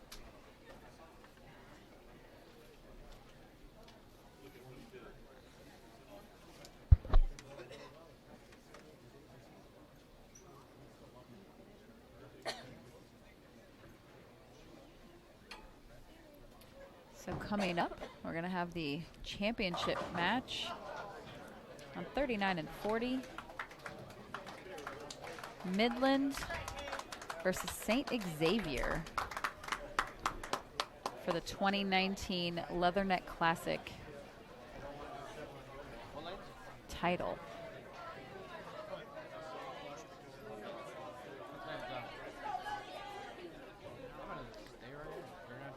Emil stepped away real quick, checking on his cameras, making sure they're in the right spot so you guys can see all the action.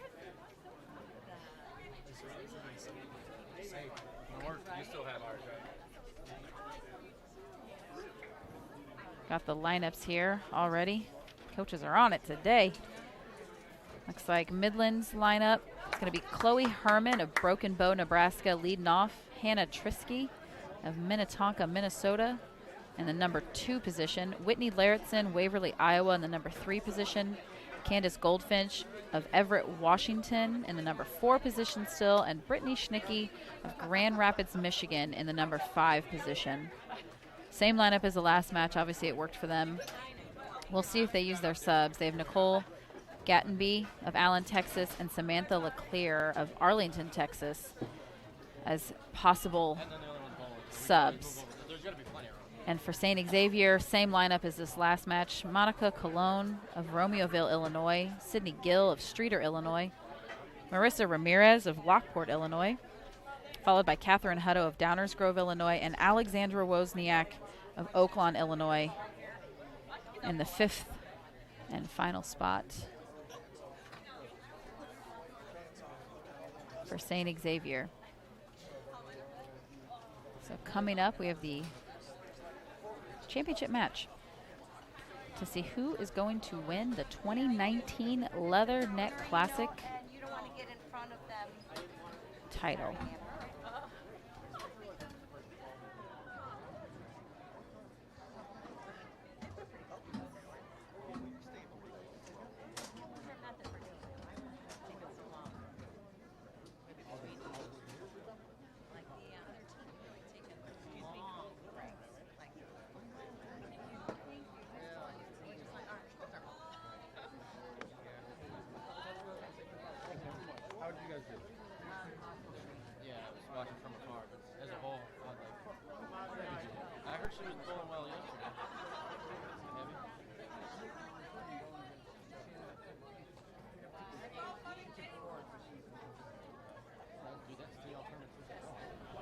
All right, folks, so we're going to have a little practice, of course. Uh-oh. Breaking news. Oh, what's going on in the sports world? I did not get that update. Kyler Murray is having a nice day. Is he? Okay. Yes, he has thrown 3 touchdown passes, all to Christian Kirk. Is that good for your fantasy team? Yes. I believe that's why I got that alert. I was like, I did not get that ESPN alert, so that's I'd like to understand what's going on over here.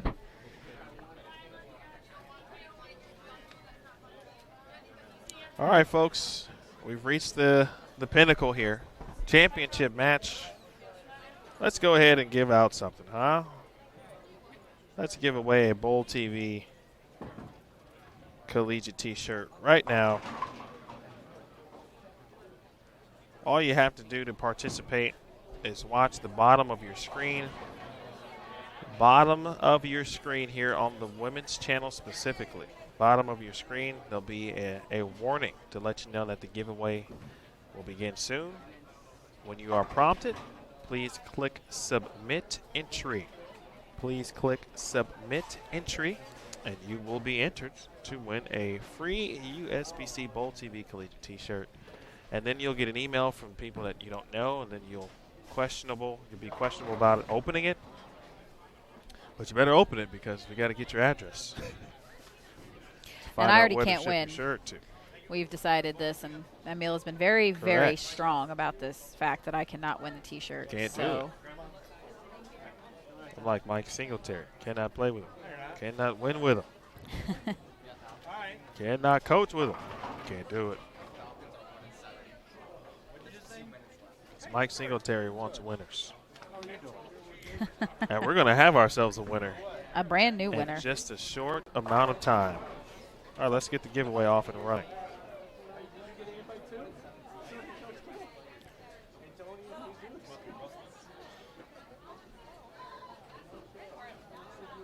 Girls are taking some shots on the final pair. Let me ask you, Shannon. Yes. While we have the time, what should we expect? Give me your thoughts and opinions on what we might expect from both teams. I think we've seen Midland at this point a few times. We've seen St. Xavier be clutch and come through as well. So what do we think? What are you thinking right now, both of these teams? I think you're definitely going to see a lot of energy from Midland. Obviously, we've heard them all day, and they had such a great first two matches. You're going to see a lot of energy from them. I think they're still further right than some of these other teams from what I see, but they also have a lefty in the field, so that could be really beneficial for them. For St. Xavier, obviously coming off that win, it's a strong game. It was a clean game. Hopefully they've settled in and we see them focus and fill frames, because I think that's obviously what it's going to come down to. I don't necessarily think this is going to be super, super high scoring, but definitely going to be all about making your spares and filling frames. So Midland looks pumped, though. Honestly, they're having fun with it right now.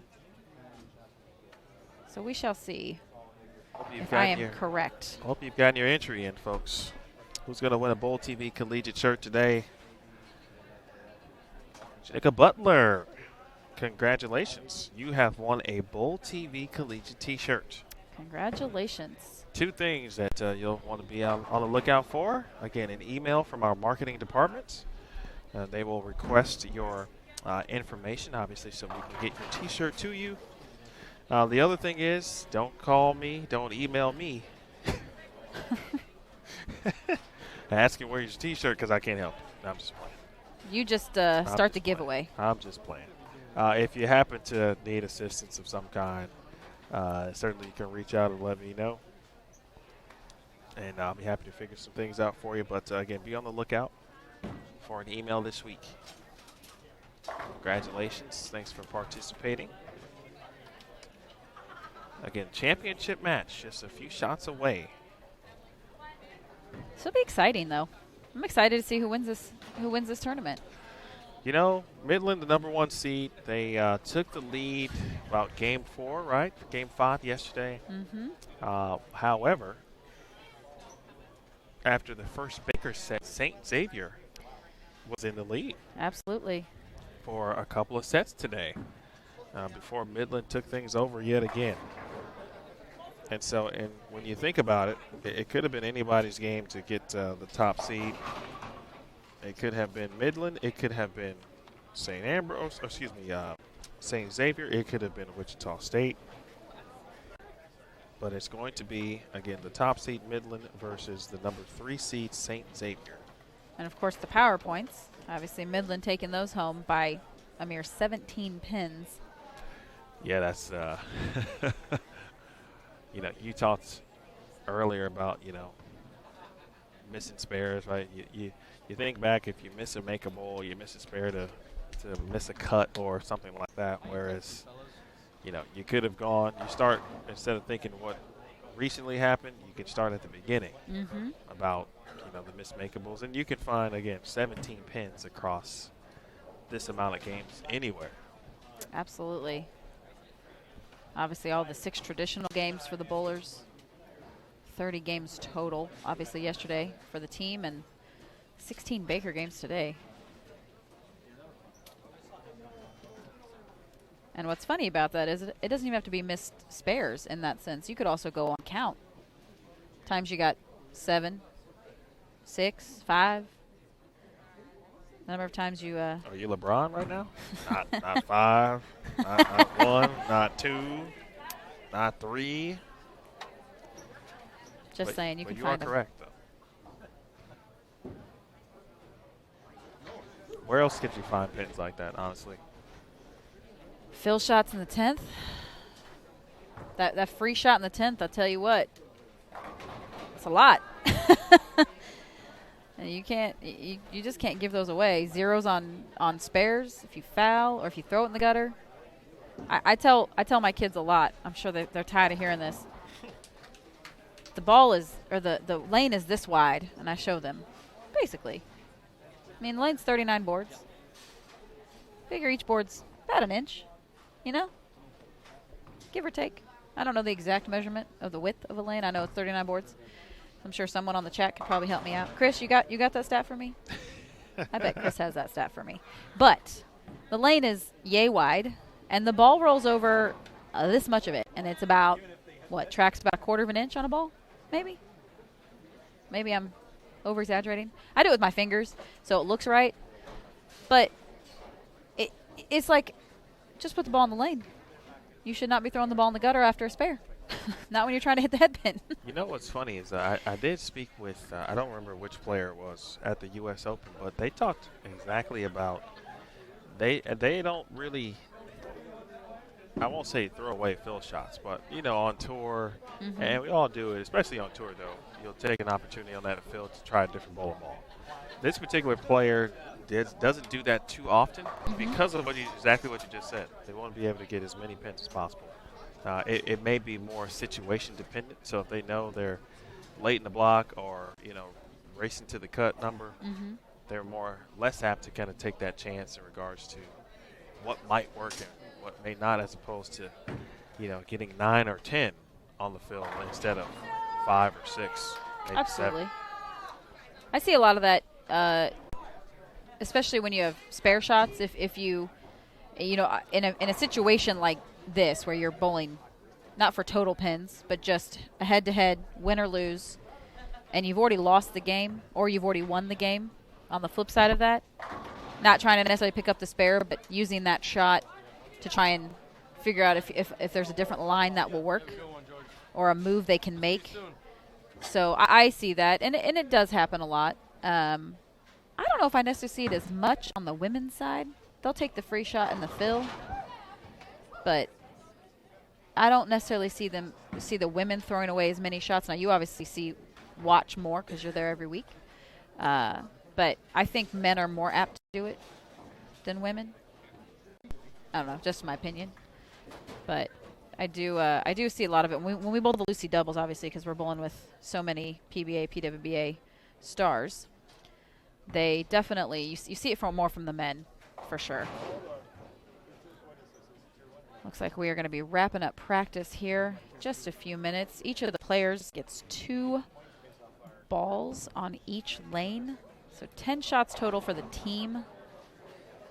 Got to make them count, especially on a pair that they have not seen since the Baker games earlier today, as no pair was used twice during these finals, which I personally like a lot. I think that's the overall probably fairest way to do a final, so shout out to Shane and Sean for that. It's a great format for finals. I missed that last point. I'm sorry. Oh, I was just saying how none of the pairs were hit twice for the finals, and I said I think it's the fairest way to do it. It's a great finals format, so shout out to Shane and Sean for that. Yes, definitely. They also said, hey, whatever you guys need to do to get as many matches as we can cover, including making lane assignment changes specifically to the bracket before we started. We could do, and so we appreciate all of their help and assistance. Certainly, no no team hit a pair twice, as you mentioned. I think that is, I assume it's relatively common. I know Mid-States did the same thing in their bracket as well. I think it definitely just kind of evens the field out too, in that sense where you're going to see how they're going to attack it. You know, everybody's at this point, lanes are breaking down. They've been sitting. They're going to sometimes flatten out a little bit when that happens, when they sit. But we shall see how each of these teams attack them.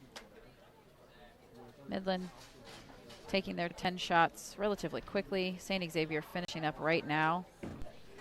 Throwing some urethane. Tell you what, you don't see you just don't see a lot of girls throwing urethane. So I'm intrigued by this right now. Well, she has been, for the most part,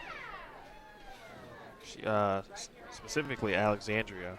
When I've watched her throw shots today, she has looked to have urethane in her hand most of the time.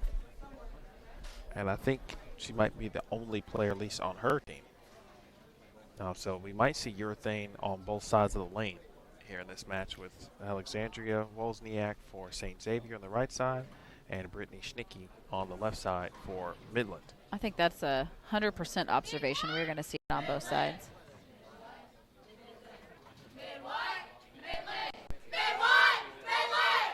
There it is. There's the cheer. I've heard that a couple times today. Mid what? Midland. Mid. Let's go. Okay. Okay. You got a prediction, Emil? I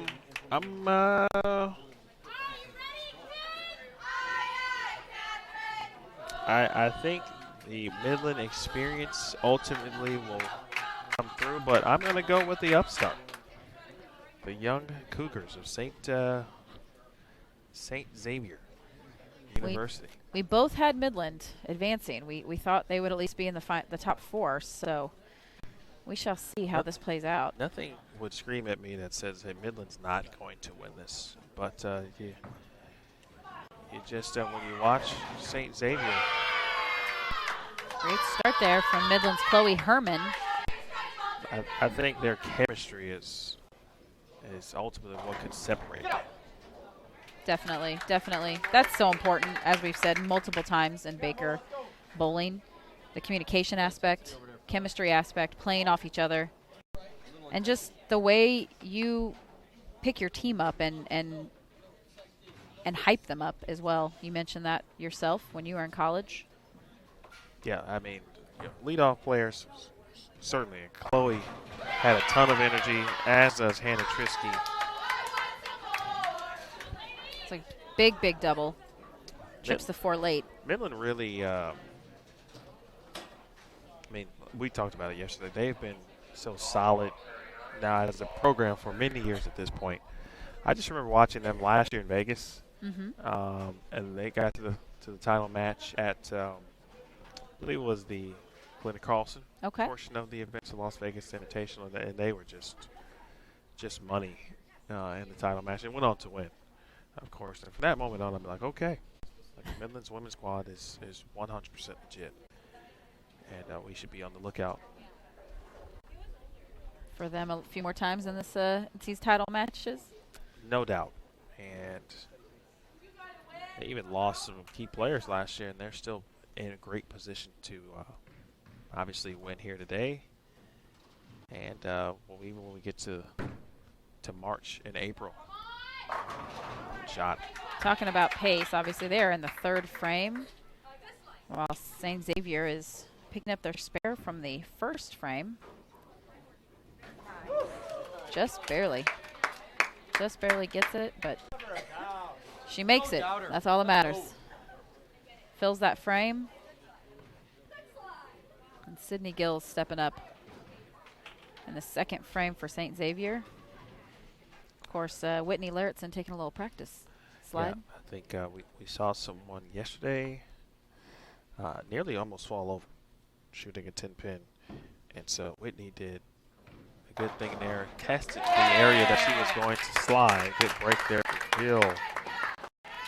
And she's going to slide there to shoot this 10 pin. Want to make sure that, she was going to be able to stick the landing. Always important. Shaking her head. Never a doubt. McGill, as you said, great shot in the second frame. Strikes for St. Xavier. They're a little further right, as I think I said, than what we saw yesterday, obviously. A few less balls going down the lane today. Fortunate break, though, for Marissa Ramirez, leaving the 6-7. She went high through the face. Ball just never really got right, though. She never really got it to the spot, so. Goldfinch. Take a look at some things in regards to Candace Goldfinch in the last couple of years. Again, Goldfinch and Schnicke. One of the best, I think, 4-5s in the country. They've definitely been interchangeable this weekend, as Coach that's even better. Holbrook has mentioned. That's even better. It's always nice when you have that confidence in your players, but also for them as a team, that they also feel that way, that you're confident that they can be interchangeable in almost any spot and still get the job done.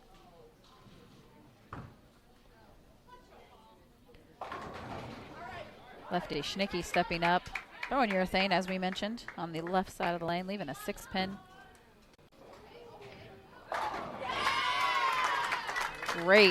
Great shot from Catherine Hutto of St. Xavier.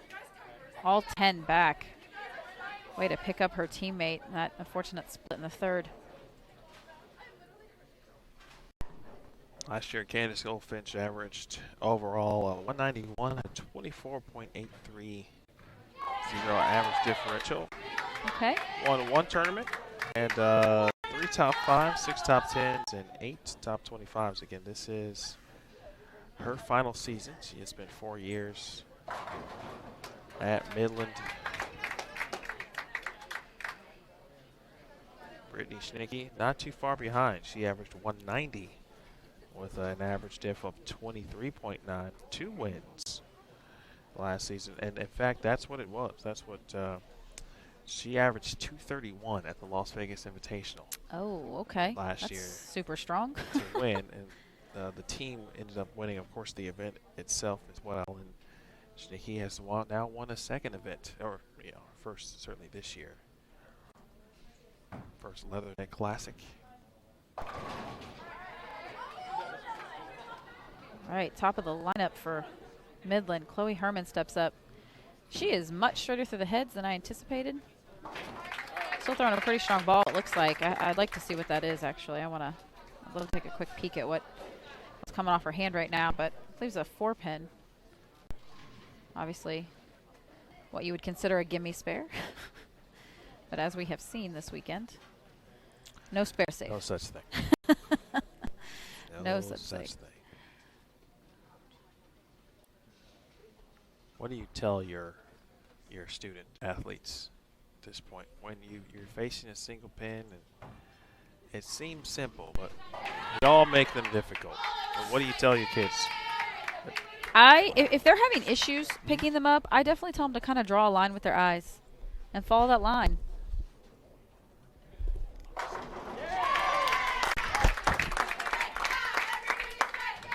Definitely tell them to follow that line and see themselves picking up. It's a lot about visualization.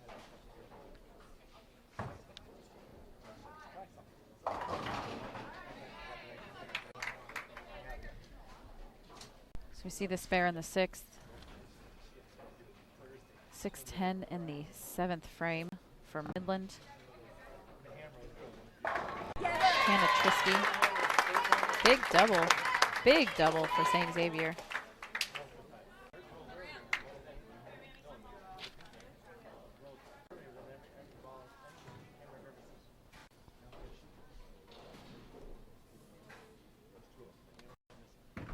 Is this still game 1? It is. It seems like It is. we've already gone to game 2. Maybe I'm just tripping. Midland is clean through 7 frames. And St. Xavier, big turkey.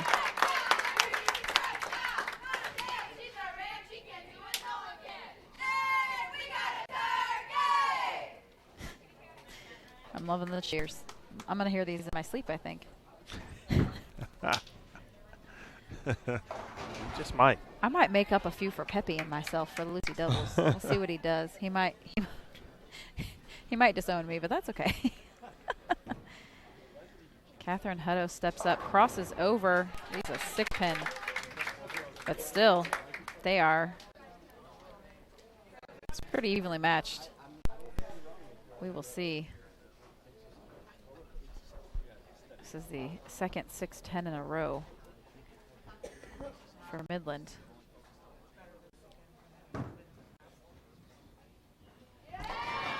She gets them both.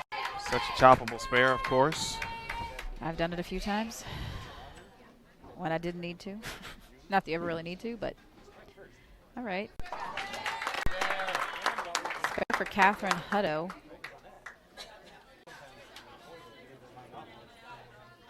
So at this point, Emil, personally for me, I would take a moment if I was St. Xavier. Would you allow Midland to almost at least throw this 9th frame shot or even get into the 10th?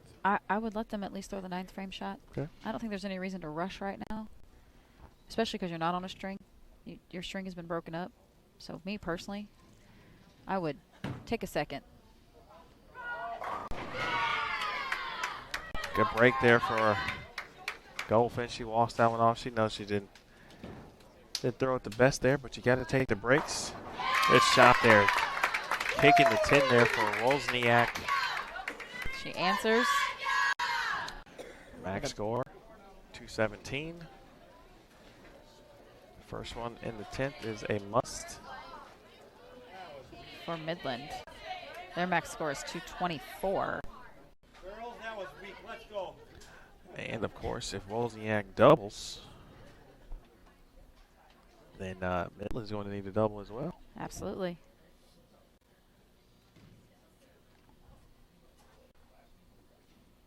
Schnicki, the southpaw. Bang. All 10 in the pit. 10 back, too. That was a solid shot. Now back to Wozniak, almost like a game of tennis. They're playing a back and forth game. Oh! It's the trip of the 4-pin. Ooh. Somebody stop me. Oh, classic Jim Carrey. The mask. Gosh. Well, it's up to the southpaw here. If she gets 9 or less, St. Xavier's going to have a chance to win it with count. And she splits the 8-9. She's so unassuming, too, when she comes back. Not a lot of emotion until she gets back to her team, but Buries the shot. Just flat bury 2 in a row in the 10th. That's a 3-bagger, and Midland is going to go up 1-0. We'll keep it in the tennis frame. Nicely done for Wozniak, though. solid 10th frame from Wozniak. 217. You really can't ask for anything better. That's huge for, again, talking about the young program element, but St. Xavier is trying to make waves, right? They're trying to do everything that they can to make themselves a better team each and every time out and be prepared for sectionals and nationals. She wraps a 7-pin. And for Wozniak, I believe this is that's 2 all-tournament teams for Caroline, or excuse me, for Alexandra. Nathan, you're really thinking tennis. I was really going with tennis right there. I keep trying not to say Wozniacki because I'm thinking the same thing you are when I see her last name. So we make the tennis reference. I definitely got that. Definitely. 223, 217. Midland takes game 1.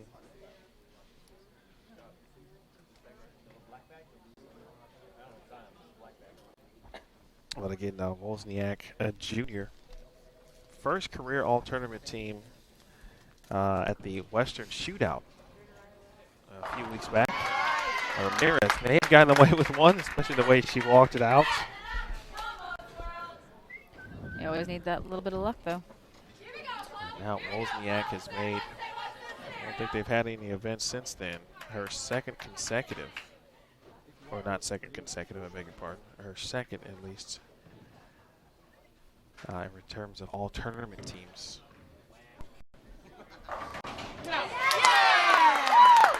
Big double to start out the match.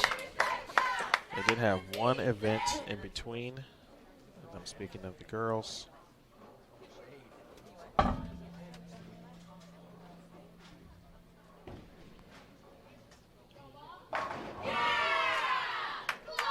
St. Xavier captured their first title at the Golden Eagles Invitational. Golden Eagles Invite. Just a couple of weeks ago. Chloe Herman stepped up for Midland, struck the first shot. Good shot there from Marissa Ramirez. Unfortunately, leaves a 10-pin. Let's see what Hannah Trisky can do for Midland in the second frame.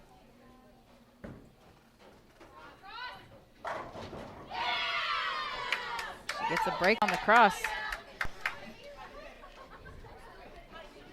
Capitalizes for a double.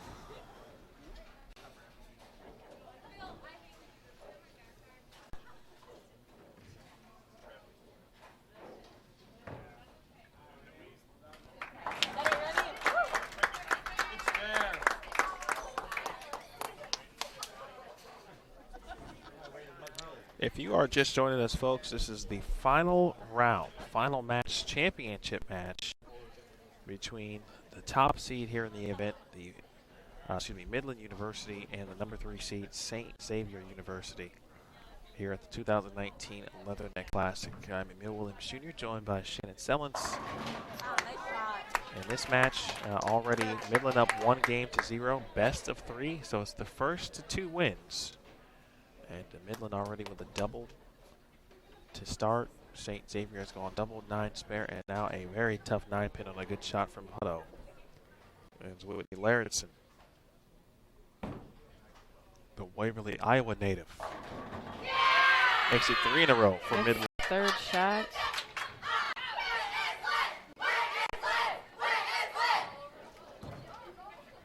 I like it.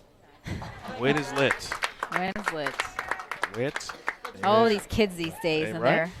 their lingo. Got to keep up with the times, girl.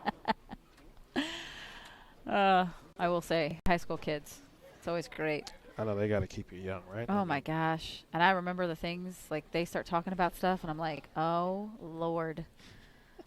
Did I do the same thing in high school? I did. I'm sure I did.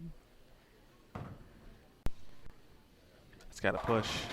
Oh, slapped out. Rip of the 4-pin. That's what I'm talking about right there. See, I like it. That's what I'm talking about. Now we're going.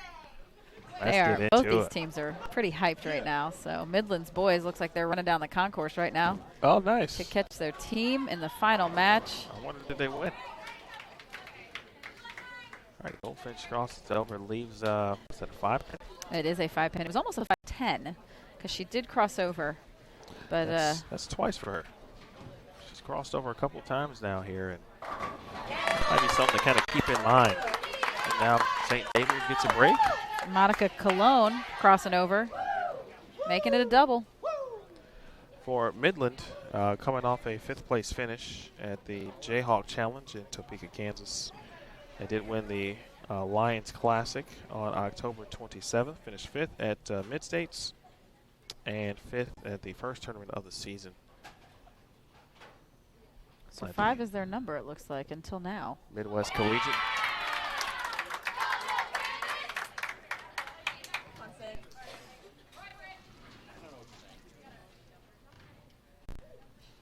Big spare there from Midland. Candace Goldfinch. That was an unfortunate 3 count. So this is a huge spare. This might be the most important frame in the way things might shape out here. Absolutely. It's one of those things. Obviously, you've lost count. You feel bad automatically. You just got to step up, do what you normally do with the 1-3 up. Meanwhile, Schnicke doing what she normally does, although normally that would carry. Yes. That 10-pin would have went down. As we saw in the last match, she stepped up in the 10th. Two big shots to give her team the win the first game. We'll see if. Ooh, that's a tough spare. Hey, Head pin's a tough spare if you can leave it. You had to have that. Yes, absolutely. So Had to have it. That's 3 is tough certainly. 3-5, 3-6 is tougher. absolutely, Sydney Gill That keeps him in it. making a better shot, obviously, for that spare. So we'll see. But now they're in a tough spot because if they get 8 or less, they're losing a lot of count. Yeah. They really are in the 7th frame. They got 141 going into the 8th. So you really can't get less than 8. Actually, you can't really get less than 9. Crossing over. Hey, Trips that 6-pin late, crossing over Brooklyn. you wanted it. You got it. I tell you, I need this girl's look. I need all these girls whenever they cross over. I don't feel like I get enough strikes when I cross over. So I like this right now. Chloe Herman, top of the lineup from Broken Bow, Nebraska, and really the first sign of legit trouble here. 2-4-10 for Midland. Again, Midland is up 1-0. Best of 3 if Midland wins. They are the 2019 Leatherneck Classic champions. St. Xavier trying to extend this and force the 3rd and final game. Midland boys to the left, St. Xavier boys to the right. Oh, it's a good one here, folks. It is. It's a nail biter. Let's see if she can spare this 2-4-10. She gets 2 at least. She gets count, so you really can't be too sad about that, considering we've seen some rough spare shots, but get a 6-10 lead from Catherine Hutto of St. Xavier in the 9th frame. We'll see if Midland's Hannah Trisky can get her team back on line. Big shot. Crossing over, all 10 in the pit. I feel like it's like an automatic right now if they cross over. She's had her fair share of carries. That has worked well. Some good luck. You need that. Listen, I'll be honest with you all, folks. As an opponent, that burns you up. A little bit, yeah. That burns you up, and we've all been through it. I've been on both sides, and it generally, as we say, the breaks tend to even themselves out, and most of the time they do. That doesn't mean Sometimes that they feel good at the time. All right, here's Laird's. All right, crosses over, leaves a 9-pin. Interesting that we're already in the 10th frame for St. Xavier. Wozniak, can she do it again? Can she double? First one is good. She has been money today, I'll tell you what. All right, hey, listen. Now watch out for St. Xavier, I think, folks. That's why she's on the all-tournament team. Chi-Town is in the building. Big shot in the 10th frame. Put her team over 200 right now. Well, right now, max 224 for Midland. Mm-hmm. So if Wozniak strikes here, that would force, again, Midland to strike in the 9th. And again, Schnicke will have to double again in the 10th frame. Can Huge they shot. do it? Obviously, we've seen it happen, but all right. Wozniak. Not bad. Wozniak. I apologize. Not bad. So spare will give them 211. And still forces strikes here in the 9th and at least the 1st and the 10th. Goldfinch up. Lets it go. Likes it. Big shot. And she had gotten it together. And she didn't like the last couple she had thrown. They had crossed over. And she has set up Schnicke beautifully here. It's in the hands of the southpaw. And spare from Wozniak. 2-11. Another clean game for St. Xavier. Real quickly, I'll ask you if necessary. All right, here it is. That must strike. Brittany Schnicke, Grand Rapids, Michigan. The southpaw. It's on the lane. A strike to win. Wow. Half. I didn't see that coming. Not going to lie. And we're going to game 3. We are going to game 3. So speaking of clean game, obviously, this is when you see that and the importance of it. That 3 count in the 7th frame, she doesn't spare. It's a game changer for St. Xavier. That I told you that frame, didn't know it obviously at that time, but anytime you get that type of count, you're in a position where you must make the spare. Absolutely. And especially the momentum and the way Midland had been throwing the ball, you had to expect that they would continue to strike. And so that ultimately proved to be the difference. And 211, 192, so the all-important game number 3, folks. How about that? So here we go. I was going to ask you, did that, like we said, that shot didn't look that bad from Brittany Schnicke, right? Absolutely not. Okay. I was on the lane, and looks like every other shot. I'm in a bad angle, so I can't necessarily see where she laid it down, but it just did not check at all down lane. It just basically rolled out. I know she's throwing urethane, but I don't know if maybe she just didn't hit it like she had. She didn't catch it at the bottom, but it just literally never got there.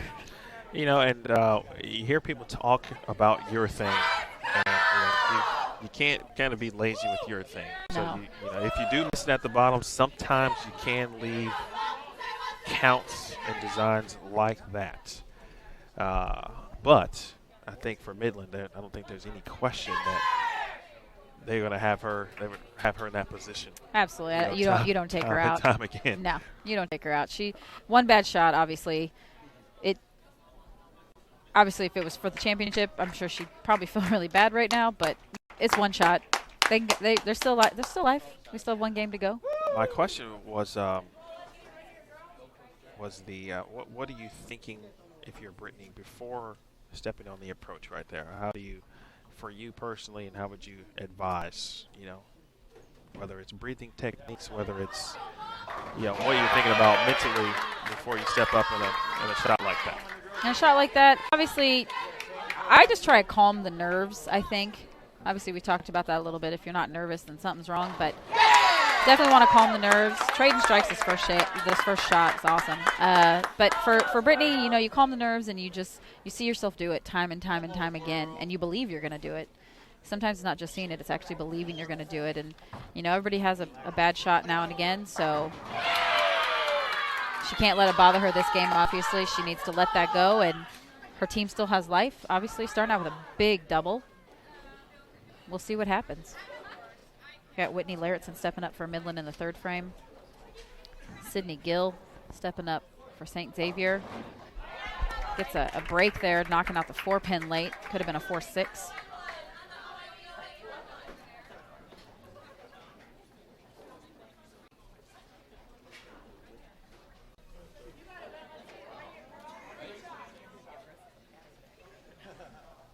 These have been some well-bowled games. Absolutely. 223, 217. Midland took game 1. 211, 192. St. Xavier evens things up.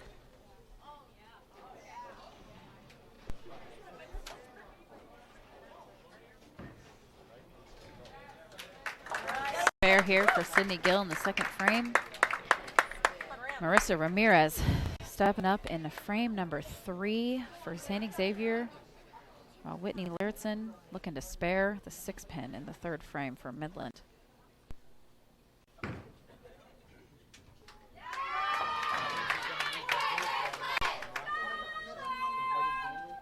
Whitney's been pretty solid this match, and probably a few times I've seen her today. Ramirez. She just threw that through the spot, it looks like. Ball never turned. Is there anything that I don't think there's anything that necessarily causes that, but how do you know? What are the signs if you do that? So if someone's watching and they see that leave, what should they be looking for to say, hey, maybe I got that one just through the break point? Obviously, it didn't read me. And a way to fix it? Sure. To A, recognize it, and then B, the solution. I think anytime you leave a 2-pin, any cluster of spares that has a 2-pin in it will tell you probably overthrew it slightly. Threw it right maybe, didn't hook back, but definitely anytime the ball slides in that general direction or deflects, usually means you threw it through the spot and just didn't quite hit it to make the weight block turn in the ball and let it roll to the pocket correctly. Fixing it's obviously going to be noticing it first. Some people do not realize that and recognize it, but you definitely there can be slight adjustment made. Either it's hitting it a little bit more at the bottom to make it pick up slightly sooner. You obviously can move your feet, but if I do that, if I throw it through the spot, I'm not going to make a huge adjustment. I'm going to make sure I really focus on my release and making sure I A, hit my target, but B, I'm hitting it at the bottom. That's my personal fix of that. And then if it hooks too much or doesn't hook if it doesn't hook again, then I know it's time to move my feet. Big double there for Midland. Brittany Schnicke obviously coming up with a big strike in the 5th frame. Beautiful shot by Catherine Hutto of St. Xavier. Beautiful, beautiful shot. We'll see if her anchor bowler, Alexandra Wozniak, can double up right now for St. Xavier. I keep this match close right now with Midland on a double. Top of the lineup for Midland and Chloe Herman. Can Midland try to close this thing out? And the loop 10 there, deflected. And now on the other side, it's Wozniak. Now St. Xavier frame behind. Let's see if this will continue. Wozniak. Oh, wow. She has been dynamite. And I'm not talking about JJ from Good Times here, folks. Dynamite. Man, she has been great throughout for St. Xavier. Again, a junior. I give these girls a lot of credit, the confidence that these girls exude right now. And tossing urethane out there. And tossing urethane, absolutely. I can't tell you the last time I threw a urethane bowling ball. Legitimately. And that is an unfortunate miscue for Chloe Herman. So the first one to blink right now, it's Midland as they open in the 6th frame. Meanwhile, Monica Colon trying to step up immediately. Toss 10 back. And a 2-4-5. Just did not hook. There could be a little hang spot, though, also on that lane. Her angle might be just a little bit off. Trisky. Trisky trying to immediately pick up her teammate, and that's what Baker certainly is about. If there is an open in front of you, your job is to close it immediately. Good spare there. By Monica Colon. I'm sorry, Monica Colon. This one's shaping up to, we've seen Midland have to perform. They've had the ball last. This one's shaping up. That could be Wozniak. He might have to perform this time, not only in the 10th as she has, but she'll be last to do it and potentially the tournament hanging in the balance. 9 count. Here's where we saw Whitney Gill. Whitney Lairdson? Yes. I'm sorry, Sydney Gill, I beg your pardon. As I say, this is where she had some troubles in the last game. 7th frame. A little trouble here, but gets the best break you can get. Do you breathe a sigh of relief now that you're done? Oh, absolutely. Good Lord, yes. Like, I crossed over, yes, yes. I don't have any more shots. Now I can just cheer on my teammates. Yes, 100%. Now, are you a bowler that likes it to be in your hands to win? Yes. Okay. Although I wasn't in that situation I don't think at any real point in my collegiate career, just because our team makeup and where I was normally in the lineup. So I was always first to finish because I was generally in the lead-off role or something up top. I will say, without realizing it, crossover. All right, hey, make bowler, here we go. 1-3-6. Without realizing it, I have become a bowler that likes that. I didn't really intentionally do it, but I've won a few New York State Queens titles against the incomparable Liz Johnson. How about that? During my matches, and there's been a few times that I've had to double to beat Liz to win, or at least to advance to the next. Goldfinch. Big shot coming up. Oh my goodness. Wow. Was that the 4-7-10 or just the 4-10 that went down? It was the 4-7-10 that went down. And that, I don't know what hit the 4-pin. Oh, no. Oh, no. All right, we go, off the sheet. She got a little excited, I think. Hurried that and missed. Yeah, I say, the head pin is a tough spare if you can leave it. That's a tough spare on this anyway. Yes. And the way the first shot went, right, because it was left, it's kind of hard then to try to get lined up. Absolutely. To hit that 1-3. So now it's up to Catherine Hutto. See if you're losing the lead in that situation. 3-10. Just did not look as confident in that shot as she has in previous shots, and ball went high. Could have been a slight move she probably needed to make. All right, well, here it is. Even with the spare, best St. Xavier now can do is shoot 202. It's in the hands of Brittany Schnicke. And she crosses over. Okay. Oh, it's really getting interesting here. It is getting interesting. It still can be for either team right now. So Brittany spares, obviously, and strikes. Max score is 206. Let's see if Catherine can spare the 310 the hard way. Well, now it's 191 max. Even if Brittany Schnicke misses this, that's 194. And Midland has won the 2019 Leatherneck Classic. New champions.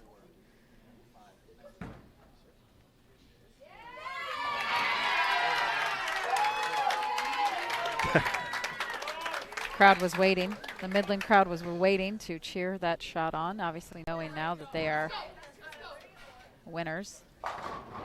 Great shot, though, by Alexandra Wozniak. Finishing strong for her team right now. Midland has to take a few shots to finish out the game.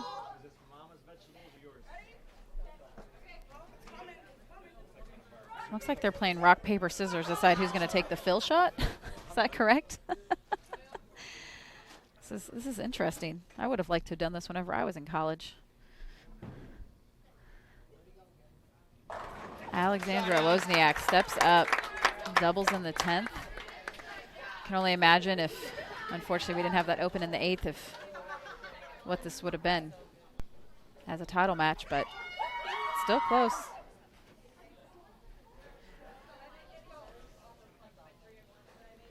Yeah, you don't know. But, I mean, I think we got the best title match we could ask for, honestly. Definitely. These girls bowled very well, both teams, all day.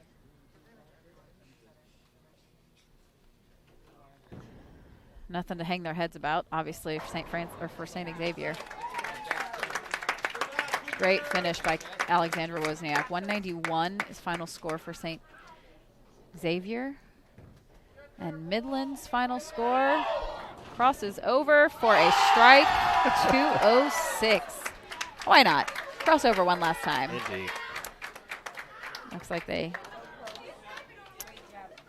put in a sub. I'm just not sure which sub that is. Is that Nicole or Samantha? Are you sure? Do you know? I'm not sure as we watch the sportsmanship. Congratulations. 33, 34, I have your awards and that first and second place pictures, please. Folks, we're going to take a couple of photos and see where the championship match, where the presentation will take place.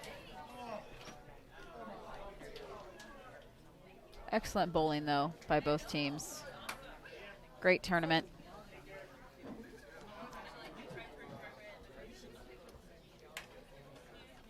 Two, obviously, of the all-tournament team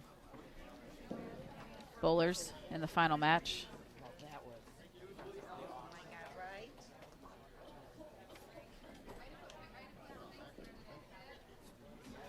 Thanks, Stephanie. Appreciate that. Again, congratulations to Midland, and again, awesome bowling.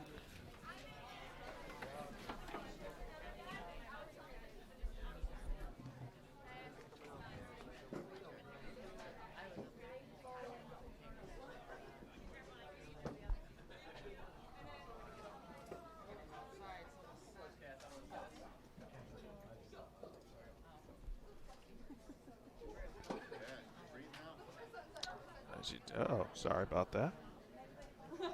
See Midland talking with themselves. Coach Holbrook in that huddle. What a time.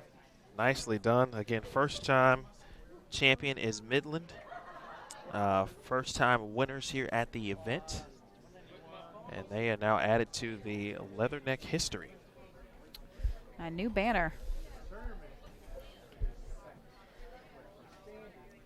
Also see at the same time a little bit of the disappointment, of course, from St. Xavier. But, you know, sometimes you don't want to hear the keep your head up, you bowl great, nothing to hang your head about. But in this situation, and I'm not sure how many times St. Xavier has been kind of in the mix for a tournament title. I know they just won. They just had their first tournament win ever a couple weeks ago.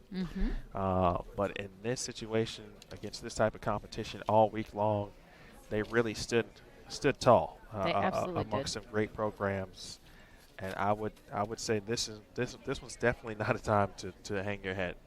Amazing performance for St. Xavier. But how about Midland? Wow. When they needed them most. Goldfinch or Snicky, even if Candace didn't throw them well, she wasn't happy with those shots. But she threw her good when she needed to, certainly. And that's what Midland has done throughout. Coach Holbrook, excellent job, excellent work. And they are your tournament champions here at the Leatherneck Classic. It was exciting.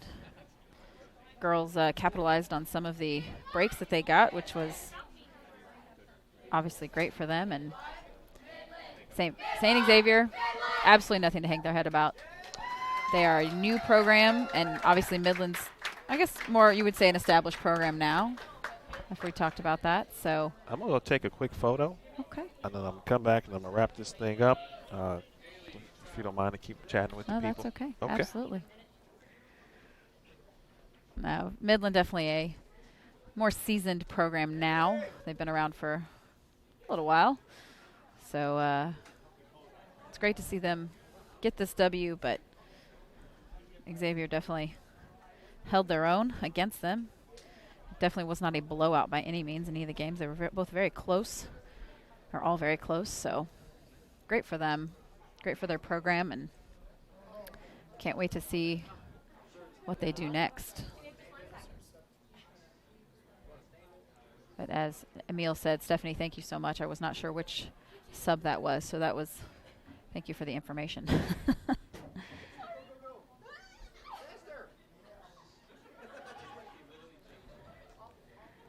Girls are running to get in the picture. This is great.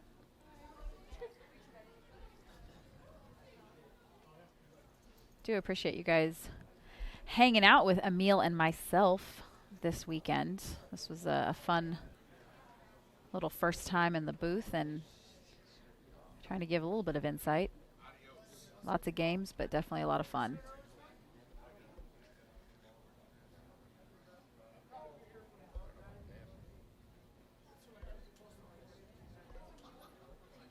I believe next tournament that I will be at will be the match games in St. Louis, actually Farrell View, just outside of St. Louis, but that'll be the next time I am in the booth.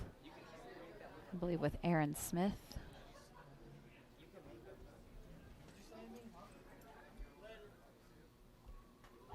But definitely send some questions our way. We like to answer those questions and give our opinion on things.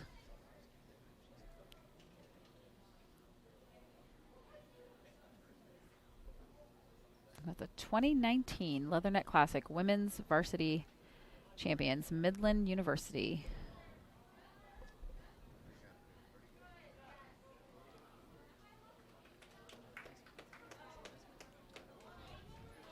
And I will be right back with Emil. He's taking a few pictures of the winners. Give some final thoughts, I believe, and wrap this thing up.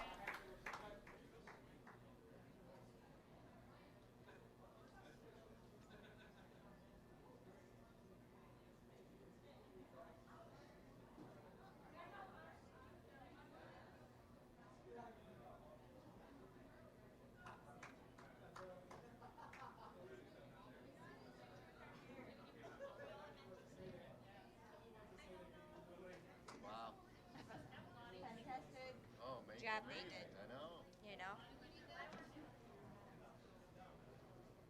From this close. Yeah. Especially if all those last games are phenomenal. What?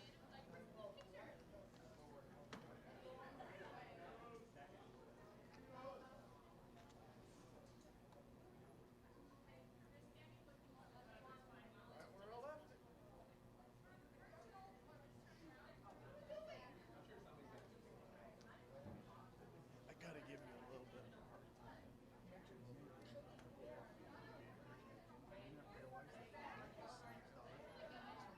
Oh, when you were talking about it this morning. I didn't know that Hannah was Steve's daughter until somebody asked if he was, and I said I thought the exact same thing when I saw her last name, but I didn't see Steve. And then when they said yes, it is, he confirmed that. No, I didn't know it was his daughter at first. Because I was only listening this morning. Oh yeah. I didn't know until because I didn't see him initially. And I was like, I didn't see him.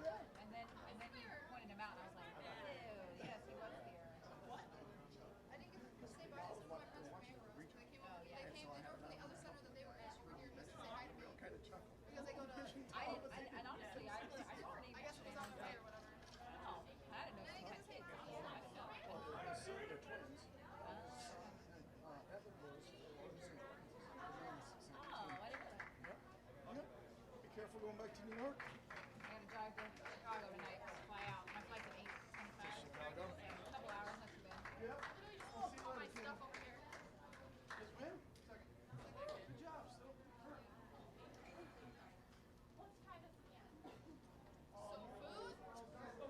I know, right? I'm like midday should be good for midday. All right, Emil making his way back to the booth, taking some pictures, being a photog. Thank you, Chris. I appreciate the warm welcome. Hopefully it was good for everybody. Tom Hess coming over to make fun of me because I didn't know that Hannah Jaros was Steve Jaros' daughter initially. Apparently they were all watching at the regional today. I said, oh, we did mention it once we confirmed that was the case. So. Well, we leave you with the lasting images of the tournament champion of Midland taking photos with their new banner that they certainly earned. Wow, that's a quick banner make. Oh, it says champion. I was like, wow, okay. I was like, they are on it. All right. Shout out to Shane and Sean. They are on it. Well, I'm sure you've said all the good stuff that we needed to say. So I will say nice job. Thanks. Great work this weekend. As Chris mentioned, I do look forward to having you again. What were your first impressions of being on this side of it? It's kind of fun, actually. It's you get to get a different view than I think you'd actually get as a bowler or just a regular spectator. But it's a little tougher than I think people think it is. 100%. Absolutely. Emil does great work. Everybody 100%. send him kudos. He does great work, and you do not realize how difficult it is to kind of sit in the same spot for so many hours. Well, then sometimes you got to throw in, we move cameras in between matches and try to set all that up ahead of time. So there's a lot more that goes to it than perhaps what meets the eye, if you will. So I appreciate that. Thank you very much. I want to thank Sean Walkner, Shane Hearn. Excellent job this week as tournament directors. I want to thank everyone here specifically at Big River Bowl. Sue and Doug, Joe at the counter, Steve. They were great. Everyone here, they were awesome. And shout out to everyone here from the internet perspective. We were great today. My day was made, certainly. All was well. So that'll do it for us. Next time you will hear from Shannon Sellens will be at the National Team Match Games. Yes, St. Louis area. Fairview Heights, Illinois, Thanksgiving weekend. Shannon, Aaron Smith, and Daniel Ferris will have you covered there. I'm off until Las Vegas. Which I will see you in Las Vegas. So I won't see the good folks at Bowl TV until then. But you better believe I'm going to enjoy my little time. Your Thanksgiving with your son for the first time. Very much looking forward to that. So I'll see you in Vegas for the Las Vegas Invitational, the Glenn Carlson Las Vegas Invitational, and the Collegiate Shootout. And so for the final time this week, for Shannon Sellens. By the way, shout out to Aaron Smith, who had you covered all week at the men's event as well. Did great work. Of course, be on the lookout for all the results and photos, standings, etc. I think we will have a brief recap at some point on bowl.com, but for immediate items, be sure to check out the Leatherneck Classic Facebook page and like it, of course, while you are there. Finally, for Shannon Sellens, everyone involved, my name is Emil Williams Jr. Congratulations again to Midland University, the 2019 Leatherneck Classic Women's Champions. You watched it live, and you watched it only on Bowl TV. Good day, folks. Have a good night.